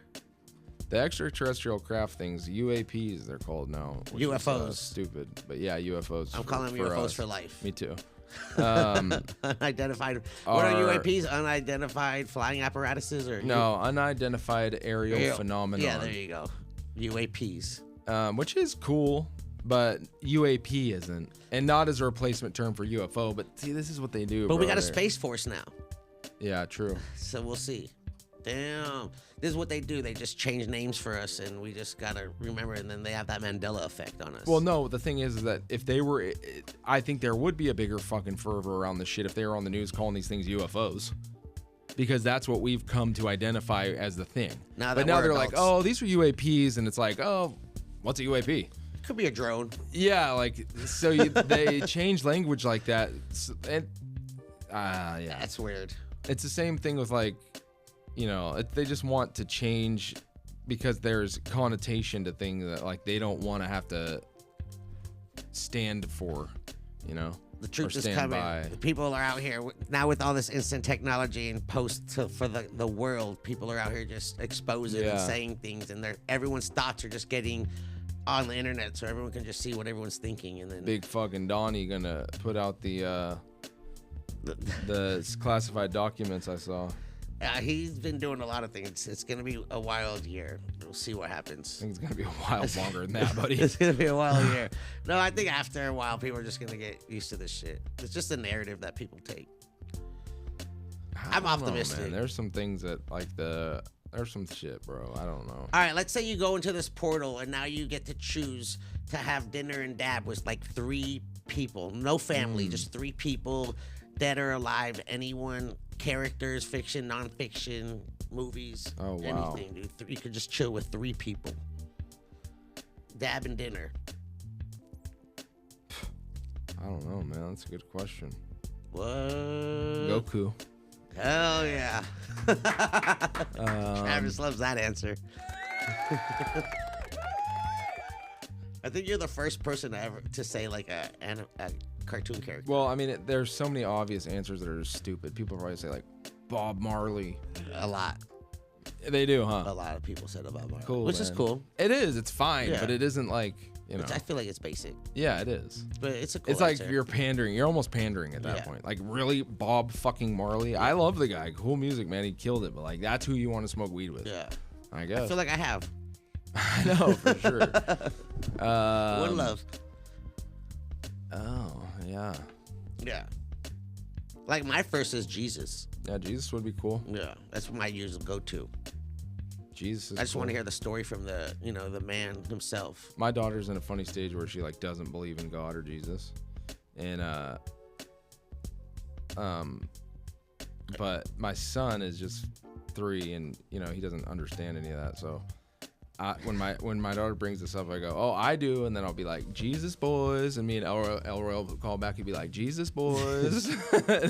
That's the Elroy's such a good name. It is, huh? Jetsons. Yeah. Well, I mean, it was one of the things, but like, That's where I got it from. Yeah. But then it was just like, oh, this is kind of a cool name. Yeah, it's I don't know anyone like I don't know one kid. That's why it's so great, so Yeah. original, but so classic. For sure. That's fire. He's cool, man. He's a funny ass kid. He's the funniest kid. He has a mullet, and he just like he acts like he does, dude. Ever since he got that mullet, He got bro, the mullet he's been a energy. little badass. I gave my poodle a mullet cut, Oh, that's and cool. now he got like a different energy too. It's For sure, it makes you like a good haircut. I mean, I think that's normal though. A good Yeah. haircut will fucking give you a different energy. for sure.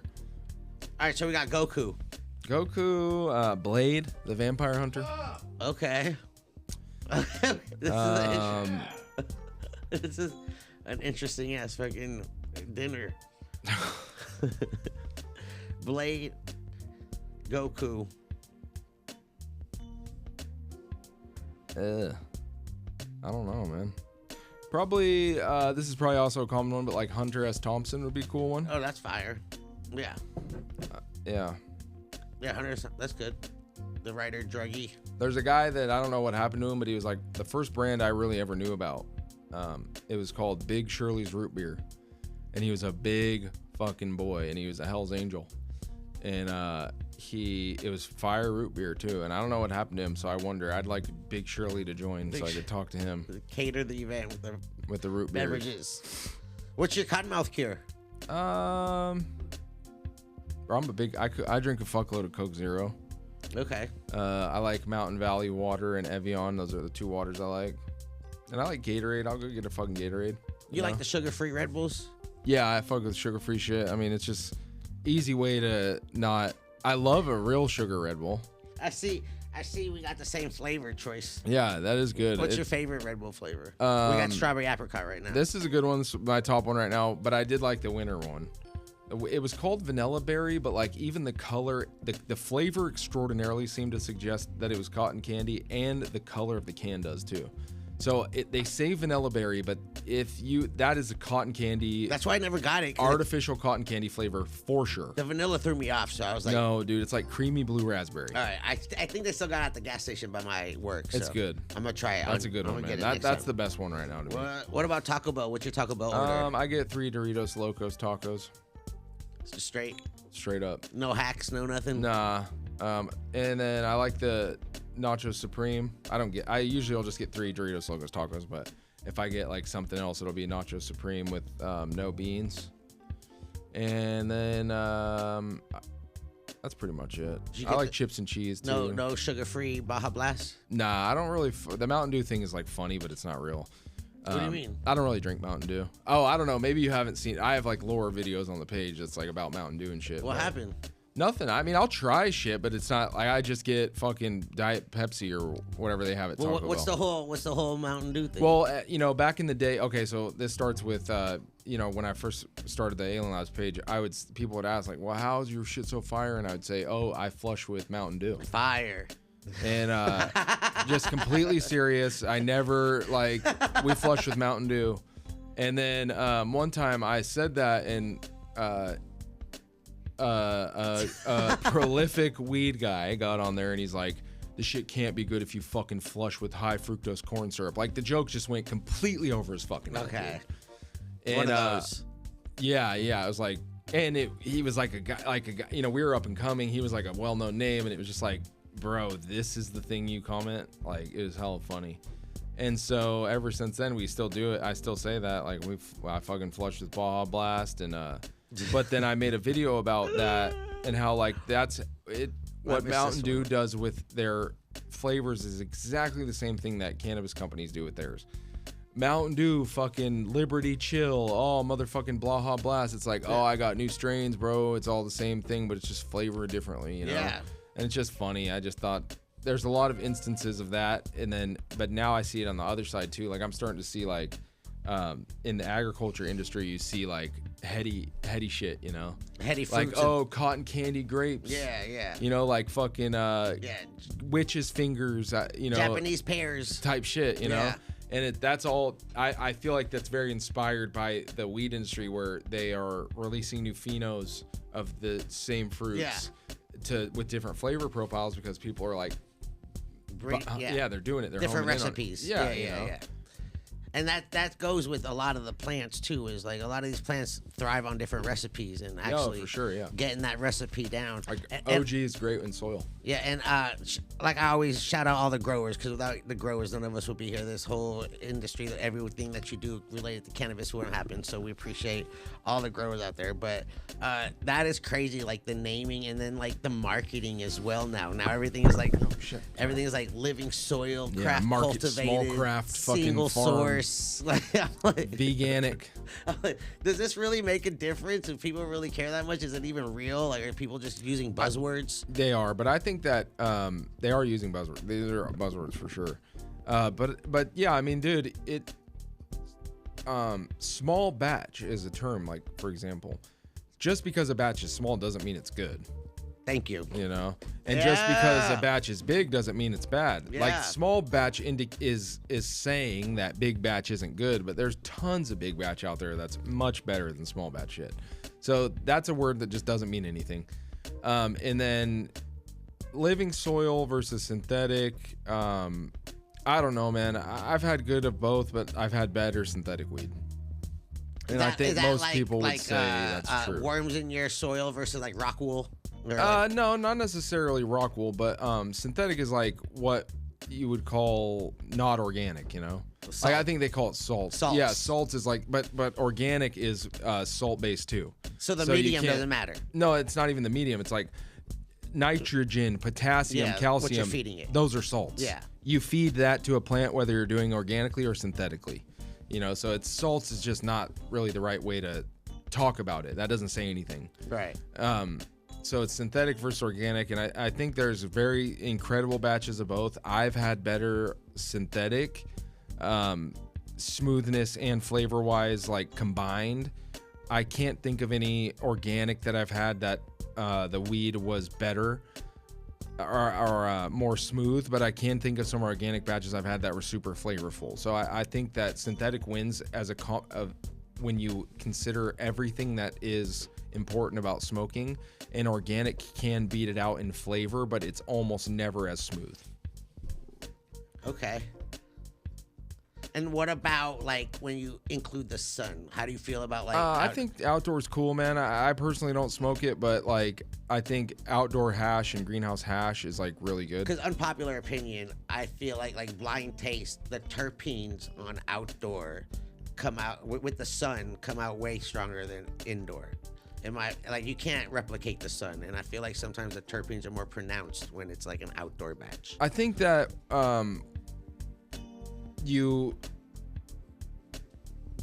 the science doesn't back up that outdoor can have more terpenes just on sun. average with the sun. The science just doesn't back that up. However, I think the science does say is that your trichome heads can become more ripe, and therefore you might have, that doesn't necessarily say that the percentage would be higher, but you might have like a more fragrant version of that thing. And the thing with terpenes is that that's not even really what you're smelling. Like in some strains it is, but like Skittles, for instance, and like something like fucking gelato, like you would say they smell very differently, right? Yeah. GMO and Skittles, let's start there. You would say those two smell very differently, right? Terpenes, pretty much the fucking same. You know, maybe I think Skittles has humulene in some one amounts. smells like sweaty feet and one smells like candy. So what you're smelling is not terpenes, you know. Those are like what they call esters and flavorants and synthetic or organic compounds.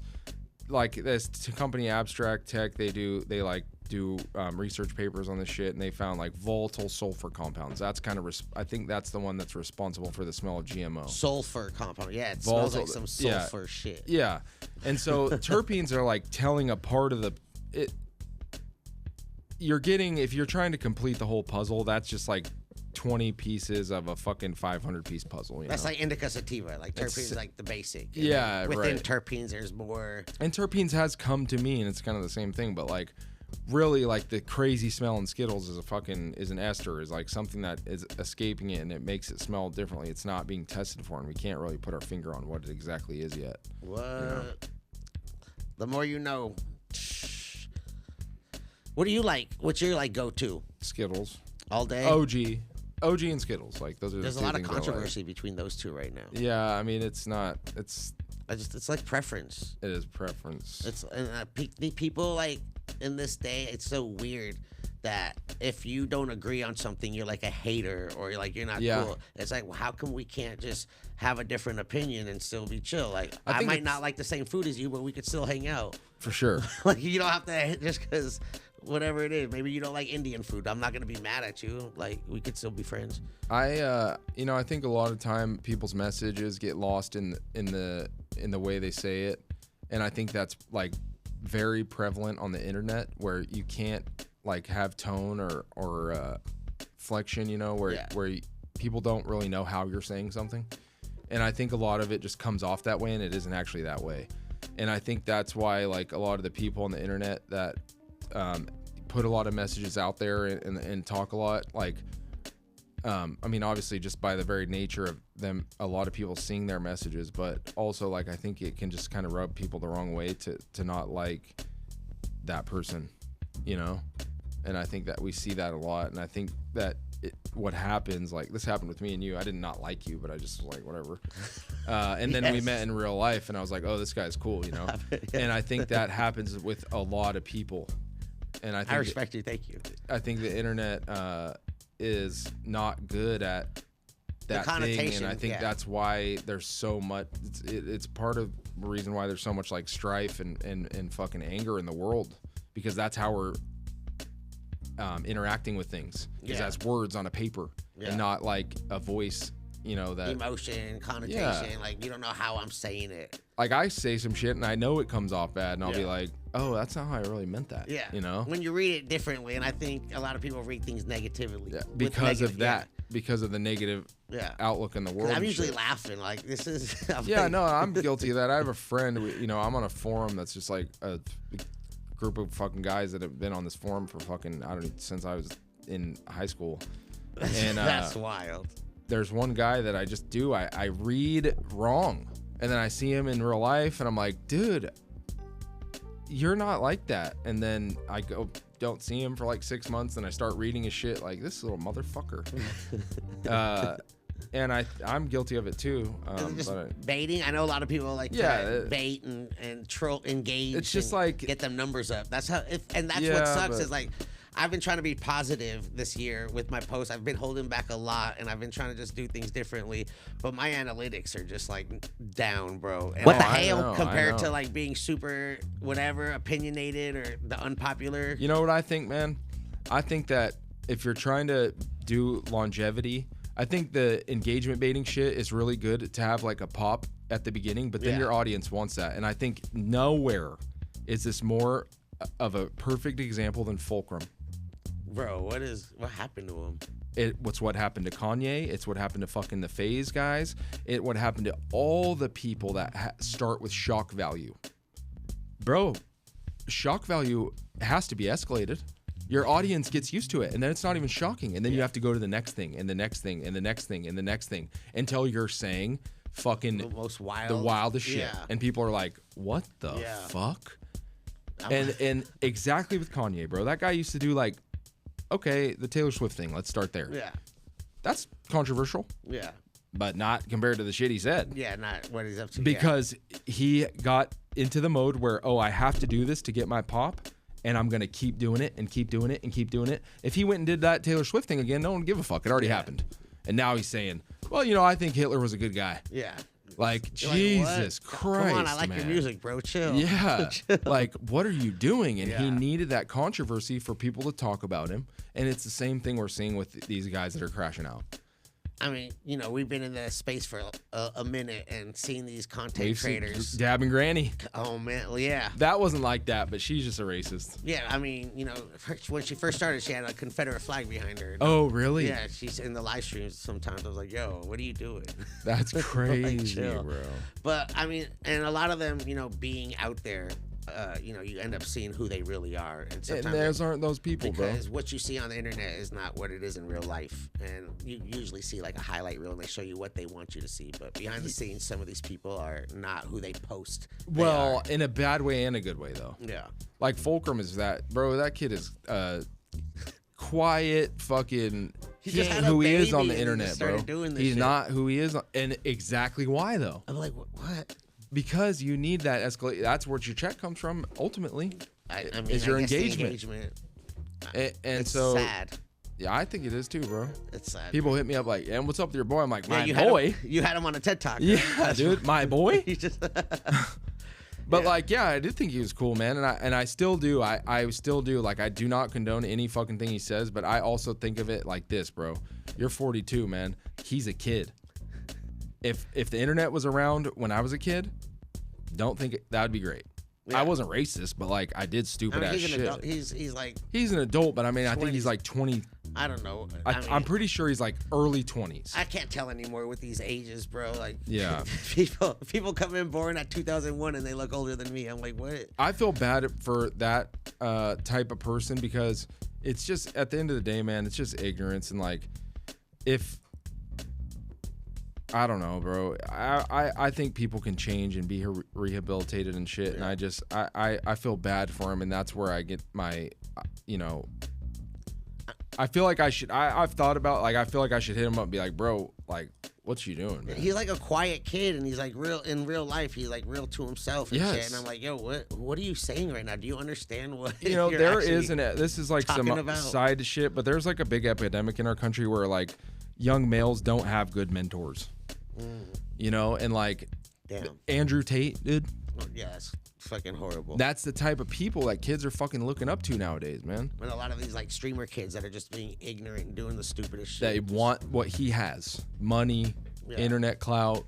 They just do ignorant shit for the Yeah. engagement, for the clips, just Yes, to get those exactly. clickbaits and shit. Dude. And like that's why I respect a guy like Kai, bro. Even he I saw you posted him about the weed shit, and even Hassan, dude. Like, bro, those guys are like.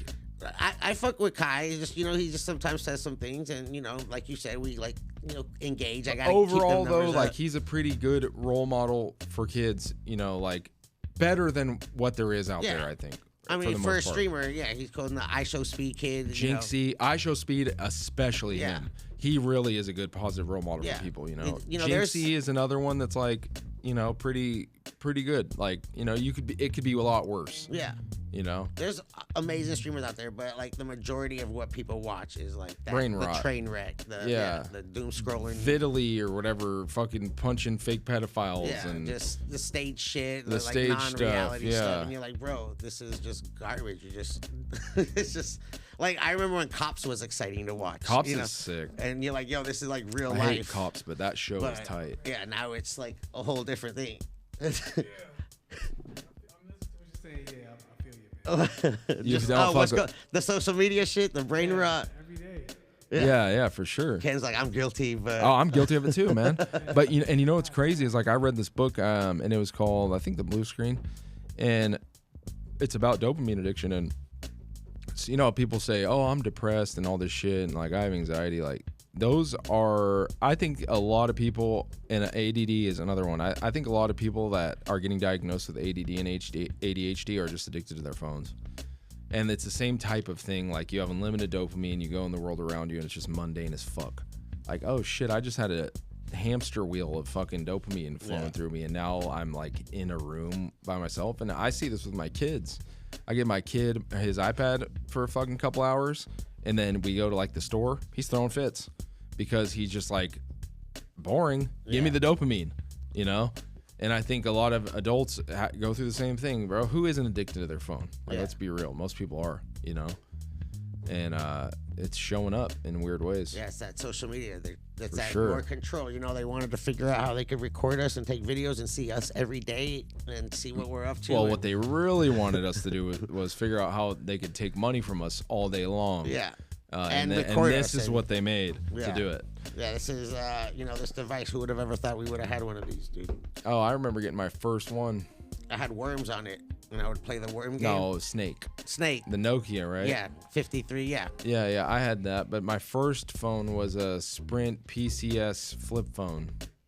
Because that's like kind of, I didn't get my first phone until I was like a junior or sophomore. But I remember getting the first iPhone. It was so sick. I had a pager. I had a pager too. I had a Sidekick. Hell yeah. I had the LRG one, which we're dropping an LRG collab. Yeah, you're doing a lot with the clothing. You and like, is it Zoomies? Yeah. Huh?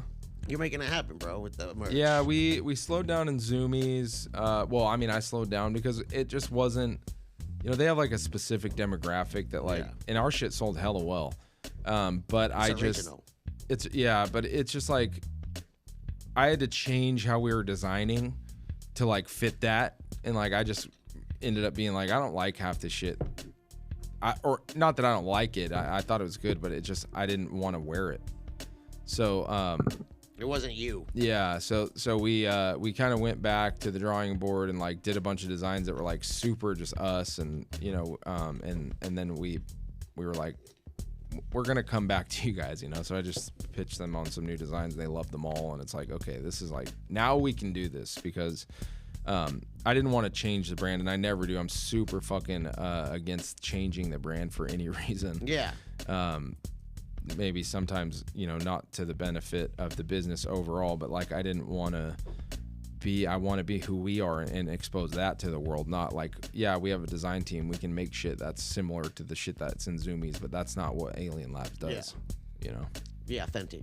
True to you. We're authentic. We're true to the feel, you know. That's why you're still out here. Longevity, bro. Yeah. 1.7 million eights. Yeah, longevity, everything. That's even the negativity shit. That goes back to that, but like, the positive interactions that you get on those sites is going to build your community and allow you to maintain your place in the industry. Yeah. You know what I mean? Like, that engagement shit, then that's what people crave from you, and you're not really creating real connection through negative posting. You know, you're not building a community that will rally around you. Like, bro, you see some shit, like someone will post some shit on the Blacklist about us, or Blacklist will, you know. Yeah. And which is a negative platform. Yeah, only based off negativity. Yeah, but I mean, to my point is that I go in the comments and people are like, "Fuck you, we're Alien Labs people." You know, like, you don't get to post about Alien Labs like that. Like, and that's those kind of connections aren't fostered by being negative and doing engagement posts. Like, nobody gives a fuck about that. It's something right then and there that our little rat brains can focus in on. Yeah. But it's not creating, you know, long-lasting social connections. Yeah, there's so much shit that happens every day that people forget the drama that happened like last week. Exactly. There's something new that happens. It's like, when it's all drama, that's what it is, you know? So like, it's always a new thing. And that even is true for the candy phase right now. You know, these brands that are only putting out candy and all this different LCG, they're going to have to change with the trend. And Alien Labs doesn't have to do shit. No, we've never done the trend. Covered. That's right. You got original strains. You're out here pheno hunting. You got all these jars in front of me. Like, when you chase the trends, that's what you have to do forever. And you know, and you got to be the trendsetter. Yeah. If you are the trendsetter, like, look at this, bro. You're already gonna see it. We've started dropping the fucking hazes and shit as like a hype brand, and exactly. You know that exactly. And it's fine. Like, I fuck with that, but like, that was not done until we started doing this. Like, you know, I've been a sativa chaser. That I love. Like, I love that company too. By the way, they're really good people. Which one? LA Fave? Yeah. These are the Archie's guys, right? Yeah. It's. Ooh, this is nice. Yeah. But yeah, like, I feel like we made it cool to fucking, you know, put out some hazes and shit, and then people are like, oh, they really like this. Like, dude, that BK Satellite's one of our best sellers. That's one of my favorites that you dropped, bro. I really appreciate that. J1's gonna go crazy. I can't wait. And this lemon I tried. I didn't try the J1 yet. That's what you should be smoking, bro. All right, here, let me put this out. Smoke this J1. I'll smoke that instead, bro. I'll take a hit of that too. What? Oh shit, I forgot you don't share. It's 2025. I can let you hit it. I see you lately hit the blunts anyway. Yeah, I'm not a fucking. I got you. I'll make sure I roll it good enough for you to hit. If you could have any superhero power. Oh, this smells great. What your superhero power? I don't know, man. That's a good question. Probably like flight or something. Time travel? No, flight. Or speed. I like Flash. Flash's powers, because he can go so fast that he can travel through time. Flash? The Flash, you The know? Flash, yeah. Yeah. Barry fucking Allen. Yeah. That's the red suit guy, right? Yeah. Yeah. I got Which you. I'm more of a Marvel guy, but Magneto's powers, the power master of magnetism. That'd be sick. I loaded it wrong. That's how high I am right now. Magneto? Yeah. He has sick powers. You got like a hybrid. You're doing like hybrid fucking What about, powers. who would you be? What would you do? I mean, there were so many ones that I had. First, it was like I just wanted to communicate with everything and everyone. That could be cool. Just be like a communicator guy. And then someone said they wanted to do they wanted infinite like noodles, like spaghetti. Oh, interesting. And it's like, because it has a lot of uses, right? Like you Yeah, use you it could like have like a Spider-Man, restaurant or whatever. You too. could wrap people, or you could do like I hard go straight to pasta and that. pierce people. But you Okay, could also yeah, you you could- could also solve world hunger. Fly by, through the sky. Yeah, you could do world hunger as well Yeah. by feeding everyone pasta, and you just like have infinite like pasta noodles. For sure. I love that one. Yeah, it's a good one, dude. Did you play Marvel Rivals? I just downloaded last night, and I played a little bit. Was it last night? Yeah, last night and a little bit today. On Twitch? No, not on Twitch today because I want to get used to it. But it's basically Overwatch Yeah, it is. with Marvel characters. It's like a polished version of Overwatch too. Yeah. So I'm just getting used to the gameplay. Who did you play Overwatch? I did play Overwatch. Who'd you play? I played with I think Junkrat. and Diva, So you wanna be Squirrel Girl? Scroll Girl. Is Junkrat clone, Okay. and then Spider-Bot Penny Parker is the Diva. Because I was trying to play with Adam Warlock because we Adam have Warlock's the same sick. name, but I don't know if I'm a healer guy. I play healer. I think I play both things. I just learned 3 characters. I do a tank, a duelist. I have a few duelists that I play, but Who do you play with? mostly Cloak and Dagger, who's like a healer, but it's a you can swap. You press shift and like it'll change your. I play on PC, but it'll change your character, and like one of them's a healer and then the other one's like offensive, so you can kind of do both. And I run up the stat lines with that because you can get assists for healing and then kills too with them. And then I play Moon Knight and Hela sometimes, and then I play Doctor Strange. You got on a the tank squad? side. Yeah, I do. I have a couple. You guys get a lot of victories? Do you communicate and shit? Yeah, we do. My friends that I play with mostly, like Martin and Justin and Peter and Bill. I play with this guy Bill, who's been my best friend for we met in Halo too, but we like met in real life and hung out and shit. He lives in New York, and whenever I go to New York, I hang out with him. And we always play. And yeah, Martin is like these guys all played like WoW together, I think too. I didn't play with them but so they're really good at communicating, and we get dubs, bro, for sure. I'm good at this game. I'm good at a ton of games. Look, give me like a week. Then we'll play. I'm gonna like get my squad together. Oh, we'll play. I'll play you, bro. You'll get fucked up, dude. What? Unless you Trav, got some like real shooters. Trav, are Trav. you a real shooter, bro?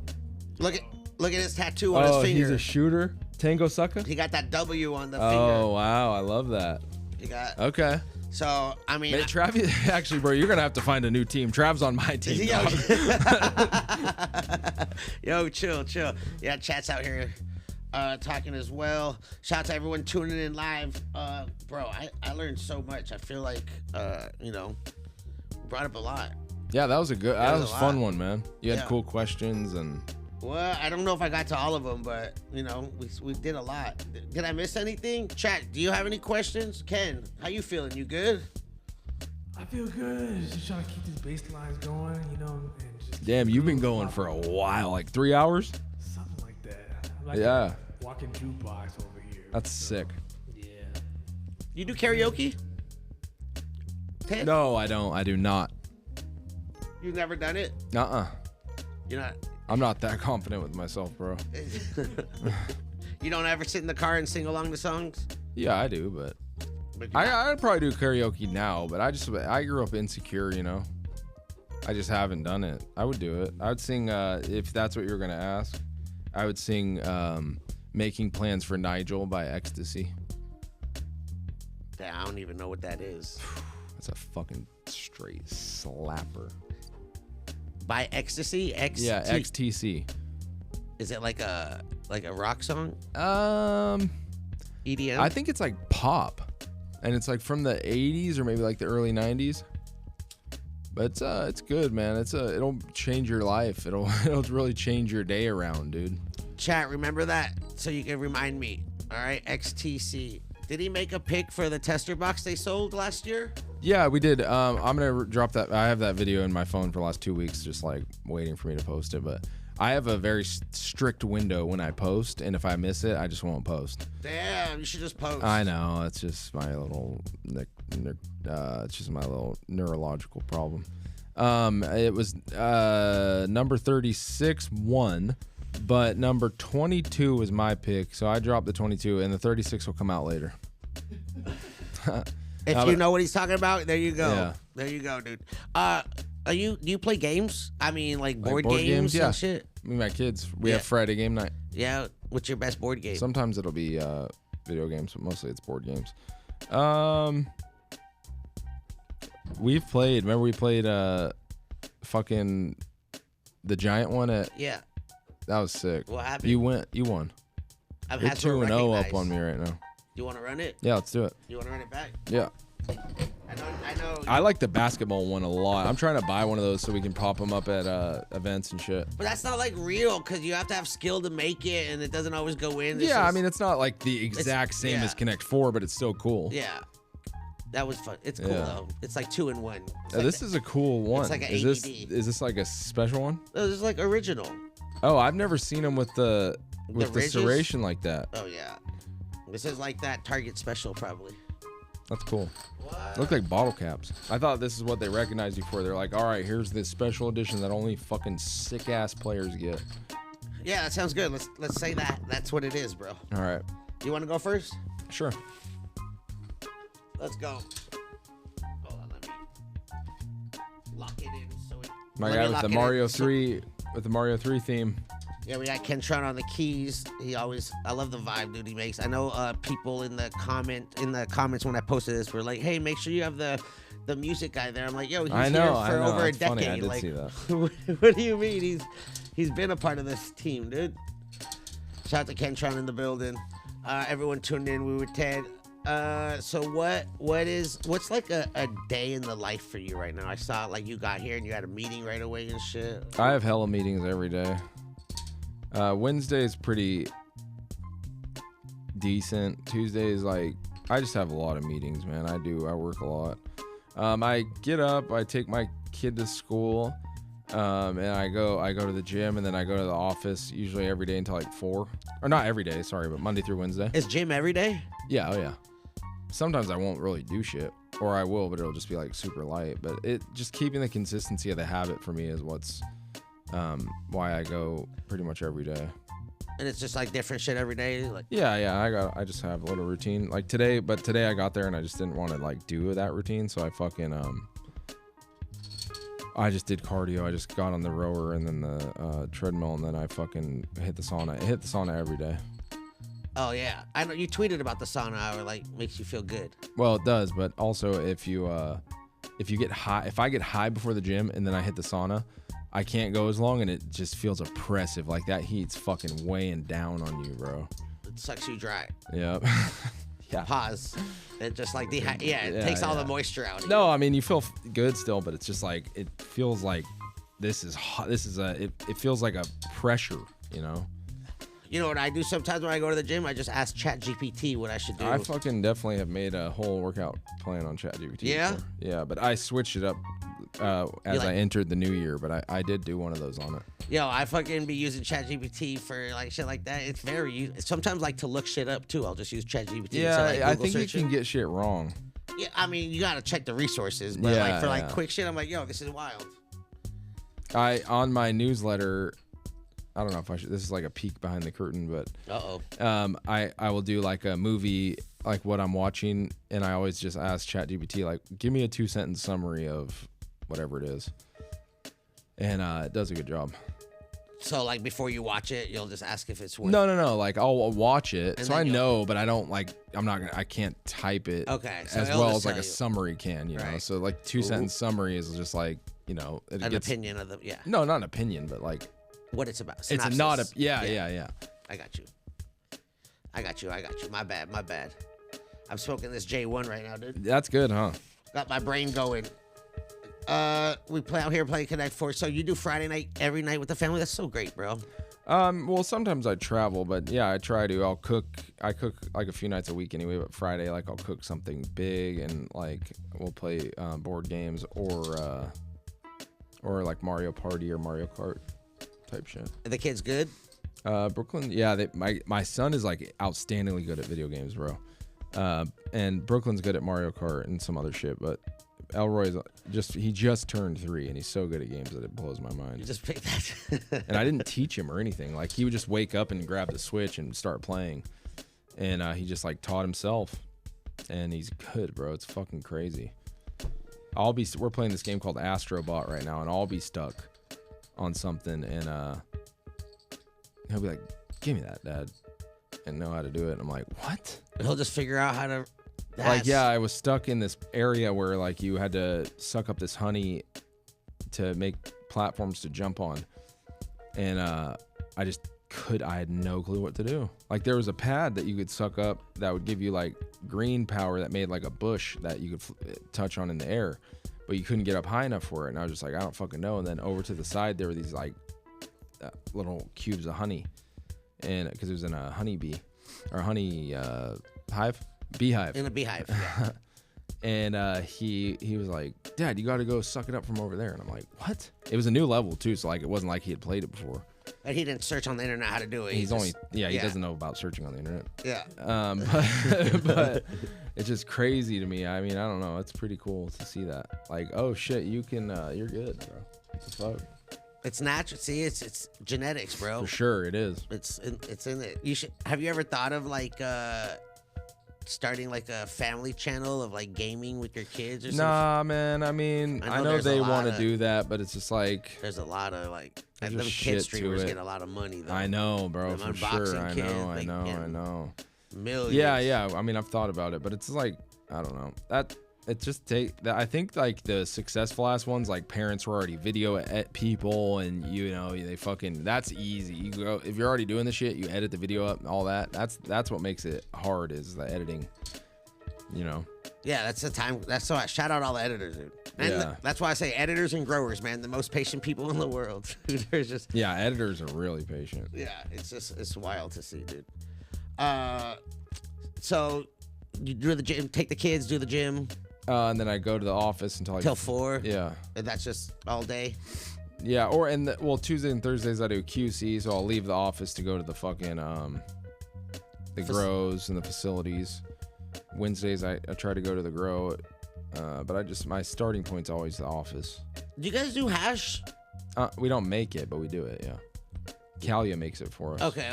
Yeah, because I know you guys, you got the all-in-ones, you got the pre-rolls, you got the flour. I've never seen, like, everyone does, the edibles and the hash. But I haven't seen the Alien Labs. Oh, man.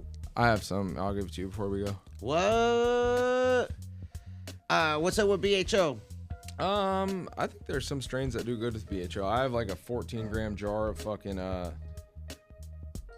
14-gram jar of elephant's growth that I got from West Coast Cure like in the pandemic. Oh, shit. Super fire still. I don't really dab it much. Unpopular opinion, BHO terps are more profound than rosin. Yeah, on some strains. Like not like average. I'm talking about like the best BHO versus the best rosin. I feel like BHO terps are a little bit louder. Yeah, but the flavor isn't the same.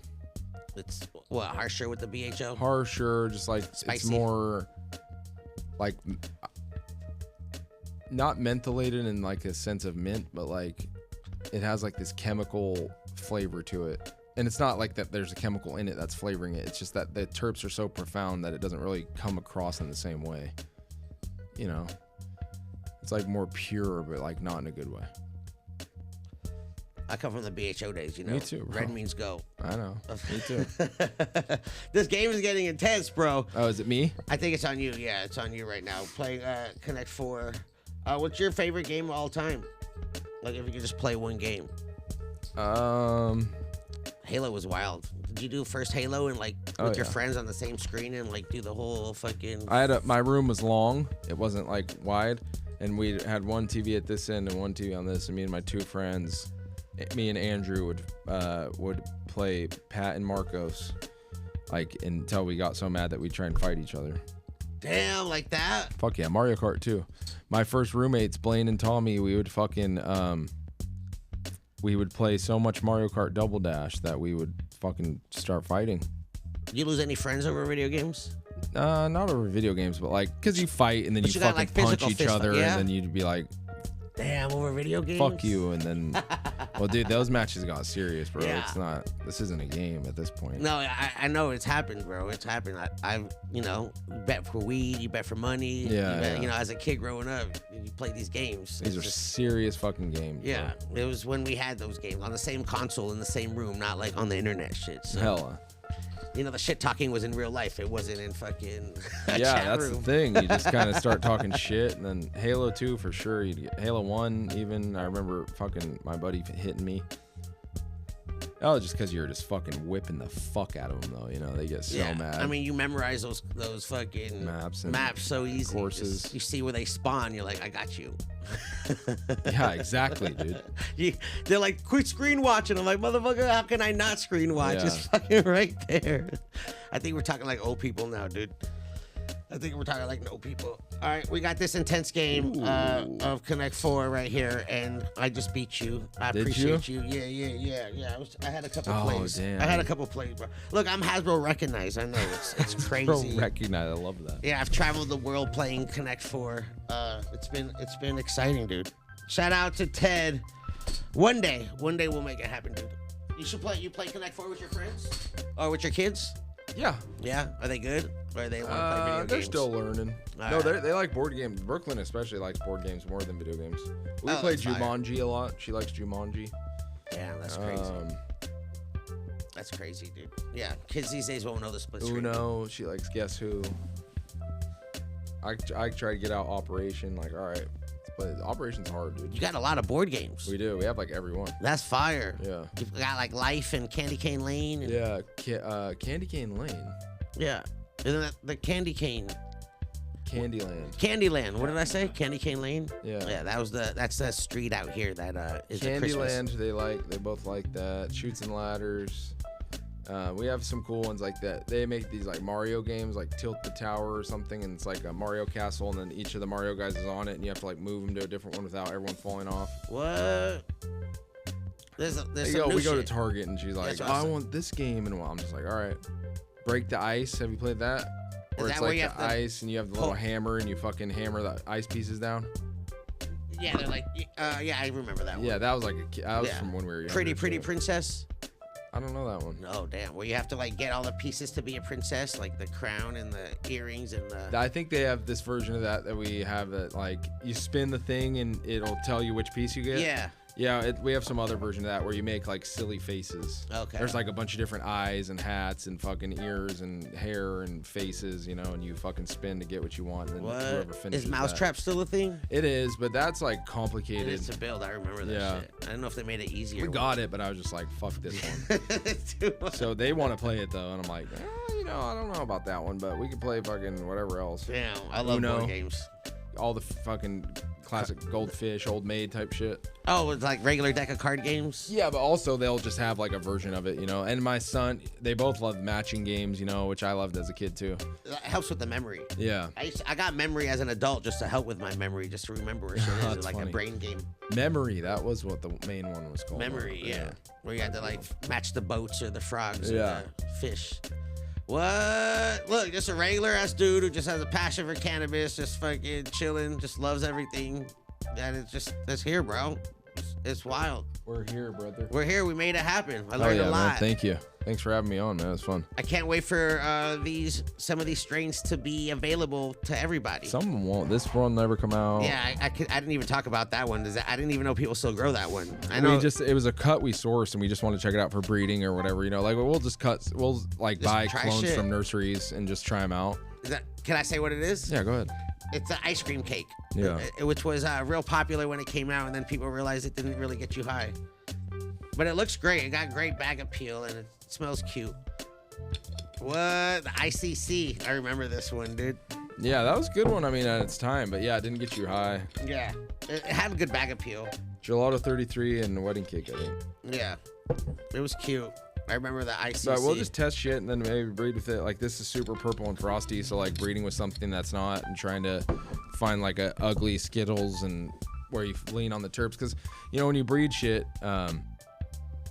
you get like one or the other for the terps, you know? Yeah. So like for that, what I would be looking to do is take that and put the prettiness of it on something that was ugly but had good terps, you know? So that's all. Breeding is like the one step that's like talked about, but the selection process is where like legends are made, you know? Yeah. I mean, pheno hunting is, wow, when I was with Cali Connection, we used to pheno hunt I remember that. lot for, we used to just I remember going through the phenos. It was great, but at the same time, you're like, oh, it's exhausting. This shit is tiring. People don't realize. I just how much hired work a bunch it is. of my friends to fucking help me out with this. I give them like each 7 grams. They get these same jars twice a month. Fuck. Like 7 grams. Can I be your friend? Yeah, no shit. And they get paid $1,000 a month plus all the weed. They fill out a form and it's like real employee shit. Yeah. Like they fill out a form and then they come up to SAC like every couple months, or we'll go meet in San Diego and just smoke through shit and talk about all the different strains. All right, so you have the number of 1.7 million eights across the country. Do you have the number of how much weed you actually produce?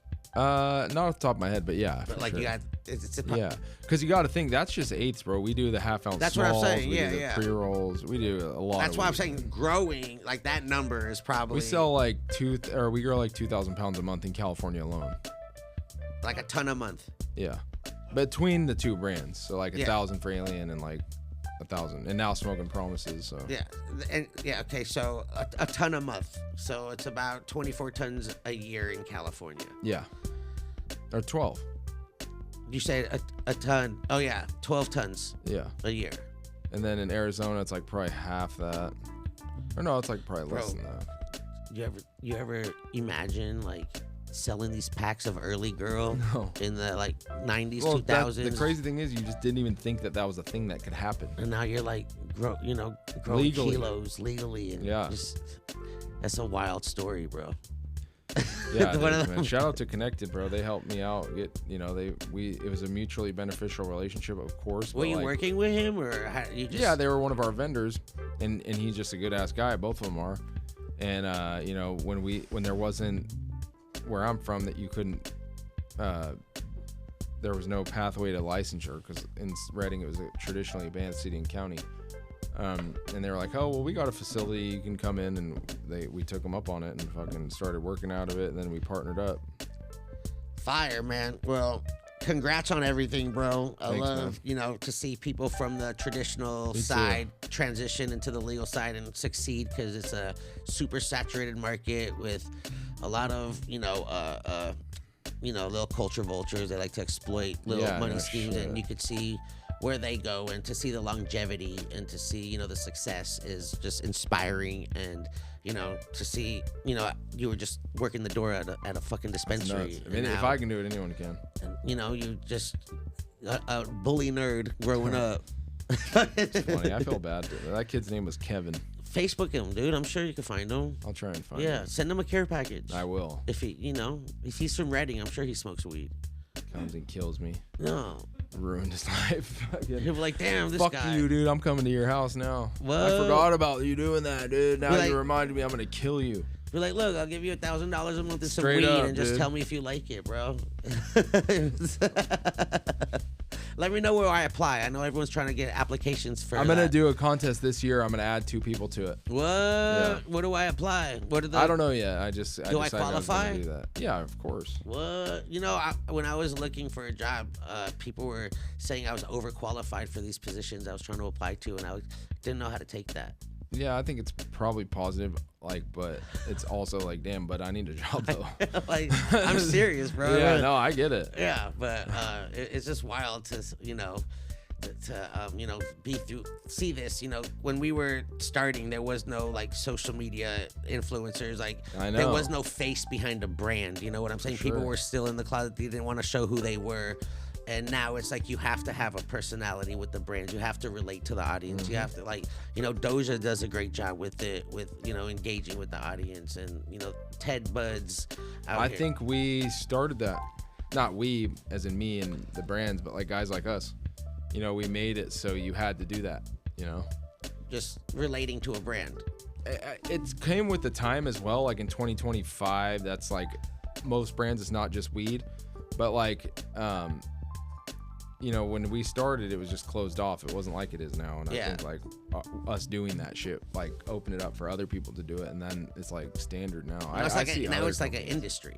Yeah, you know? I see other people doing that, like brands that I never would have expected. Like, I'm like, oh, you're the founder? Like, yeah, I'm just doing, you know, trying to get out here. And it's like, sick, bro. That's what you got to do, man. Yeah, you got to show face now. Yeah. Got to have that packaging and that consistency and, you know, And the that mouthpiece. relatability. Yes, Yeah. And originality. for sure. Yeah. All the above. Please, yeah, don't chase the trends. Come out with some good strains. Bring back the classics. Do what you want to do. What would you bring back if you could bring back any strain? This strain called Purple Skunk that I used to have that was super fire. It was like a purple, it wasn't GDP or Purple Oracle, like Pheno or anything like that, but it was like that kind of color, and it was like skunky, and it just made me giggle. Purple Skunk. Yeah, I miss that strain. Is the Z band a Z headband? Yeah, All right. yeah. You guys still running that? It was seeding out. You still got headband? That's like real. No, it's gone. No, it's not gone. My buddy Tony Mendo has it. I had some of his. It was fire. What? It's just only held small, you know. Yeah. There's a lot of shit that's still like held locally type shit. And I know like a lot of things now has to, you know, pass a lot of criteria as far as like, I mean, I hate it percentage too. Like people look for percentage and I'm like, know. please, like, why do you shop? I'll for- still put out some young shit, or some young. I'll still put out some low shit. But yeah, it is even something I consider. Like, hey, if a strain is good and it has a high percentage of THC, that's gonna be a fucking slapper. Yeah. But also that I feel like that's another marketing little. It is. Oh, it's fake. Yeah, it's completely fake. Yeah. I hate it, dude. Look, we could keep talking forever. I don't want to hold you for too long. I know we usually do an hour, but I feel like we're a little No, this was a good over. I think We're hella over. I think we're over. I really appreciate you taking the time to come in to get high, bro. Like, Yeah, I no fucking problem, learned. man. I That feel was like fun as fuck. we spoke about a little bit about a lot. Yeah, we did. Learned a lot. Kentron even chimed in a couple times. Few things I said, some few statements said. How high are you right now, Ken? Pretty high. I haven't smoked in a few days, so. Oh, does the environment get you high here? Oh, I gave him some joints too. I didn't Oh, even I see. puff that much. I mean, Nah, he took looks high, bro. Yeah, 5 or 6 puffs. Yeah, that's it. but he didn't smoke for a couple days. He said, yeah. Yeah. Ken's just like the human jukebox. He just learns new songs every day. He's really good. I thought that ambiance is nice. Yeah, yeah. You don't know? You got any anime in your arsenal? Anime songs? Nah. I know you got You can't Transformers. play like Bluebird or something, the Naruto. If I heard it, I could do it. That's sick. I need to hear it. The Pokemon theme song. The only theme song I kind of know. Is that the one that says, Pokemon, yeah. gotta catch 'em Yeah. all. I remember I had that song on my playlist. Yeah, that shit's sick. I know you got Transformers on lock. Yeah, dude. Was that anime or nah? Nah. That's just a cartoon. It's animated. It's animated. The only time it was semi-anime was the Transformers movie. I think it was Japanese animators. I don't know if that that's tight. automatically makes it anime. If I think it Japanese is. I think people- that is it. If it's Japanese, it's anime. Yeah. Yeah. That's okay. I Yeah. learned that. Okay, I like that. Shout out to everyone listening. If you're shout out to all the chat too. I appreciate all y'all. If you are still tuned in too, dude, you're the best. We love you. Again, shout out all the growers. Because without y'all, none of us would be here, dude. Ted, where are we finding you, dude? I know we had the handle up there on the show, but where are we finding you? Instagram, Return to the Alien, and then Alien Labs Ted on Twitter. Have you dealt with like getting deleted and like social media shadow My banning? shit's- And, I'm shadow banned as fuck. Yeah. yeah. But Alien Labs is down. That's been deleted like 16 times. I've gotten it back usually, but I just paid 20 grand to get that one and the connected one back, and it was there. It was there for like 3 weeks, and then it got deleted. And there was nothing on it. I deleted everything off of it, went private. You know no what, reason to be deleted. You know what I learned is like once they know you pay. Oh, they'll be like, sure, all right, yeah. we can just keep doing it, and that's So why I'm not gonna bring it back. It's dead. R.I.P. That was the best account to ever exist on Instagram. Yeah. It really was. Bro, I miss some of my old accounts, dude. I had some sure. great accounts, dude, and sometimes I don't save the pictures or videos to my phone, and I just I know. I don't am have very shit. optimistic about the name, but And I lost my phone the first time I ever went to Spain, and it had a lot of the shit on it, and I hadn't ever backed it up, and No I cloud? lost like all my shit. This was like right before the cloud. when you have to like manually transfer. Yeah, everything. yeah. So Damn. I lost everything, and yeah. Well, if you want to be entertained on Twitter, dude, make sure you follow Ted as well. Not shy to express his opinion. Positive in I'm 2025. Yeah. Not shy. Real dude. And play games, dude. Yeah, let's play. Yeah, let's go. Booger Lord. Booger Lord. Is that's your Steam name? Or your No, that's just Marvel Rivalry. Okay. I don't know what my Steam name is. I can't remember. What other games do you play? Call of Duty and So you're squatted up on every game. You don't just like quick match with randoms. No, sometimes I do because I like solos in Warzone, so I'll play solos. I do have all my friends play, and then I also play this game called Balatro, I think it's called. It's like a poker game that you create a deck. It's pretty cool. I'm playing that right now, and then that game is sick, huh? And what else am I playing? Trav plays a lot of he does a lot of beta games too. Yeah, me too. What? Like shit that just my friends were just playing this one. I think it's called The Mines of Mordor. It's like a Lord of the Rings game where you're like a dwarf and you just mine. Sounds fun. Stoner game. Pressure washer simulator. Yeah. That game's sick. It's like a stress reliever game. Yeah. That's pretty much it right now. Hell yeah. All right, man. Well, I'm gonna probably get better at rivals, and then we'll squad up. Astrobot, of course, is my kid. But yeah, let's play. We'll make it happen, bro. All right, man. Thank you. Thanks again, bro. Ted It was Lidie, fun. Alien Labs. If you go into a store and there's Alien Labs, you know it's gonna be quality flower. And I know most of them have BOGOs. I know we do the 2-for-1s. So check them out. Smoke their weed. I appreciate you, bro. Award-winning Alien Labs, right? 'Cause I presented some Alien awards Labs. to you. We don't say that Is that not a thing anymore? Come on, It marketing is. buzzwords. though. It is. People do it, but I'll we start don't. saying it at the shop. I'll be like, yo, this is award-winning. I actually presented some awards to these fucking to funny this brand, shit. bro. It's crazy because now that I'm a bud tender, I've smoked like 90% of the product already that's in for there. sure. So You probably know. Like you're probably one of the most knowledgeable dudes. like bud tender of the millennium over here. It's entertaining, bro. Anyways, all right, guys, y'all are the best. Appreciate you. Shout out to everyone on Patreon. Gets the exclusive. All y'all, the prize packs are coming out. I got a bunch of shows coming up this year as well. I posted them on my socials. You know where to find those. It's enough about me, dude. Ted again in the building. Big shout out to keep killing it, and I can't wait to get some of these weed monthly Thank you, and man. help you with the R&D. Yeah, no shit. Shout out to y'all. Until next time, guys. Bye. Bye. See you soon. Bye. Bye. See you next time. Appreciate y'all. Yeah. Yeah, not you, chat. Don't worry. We're still here. Kentron, bro. Kentron on the keys.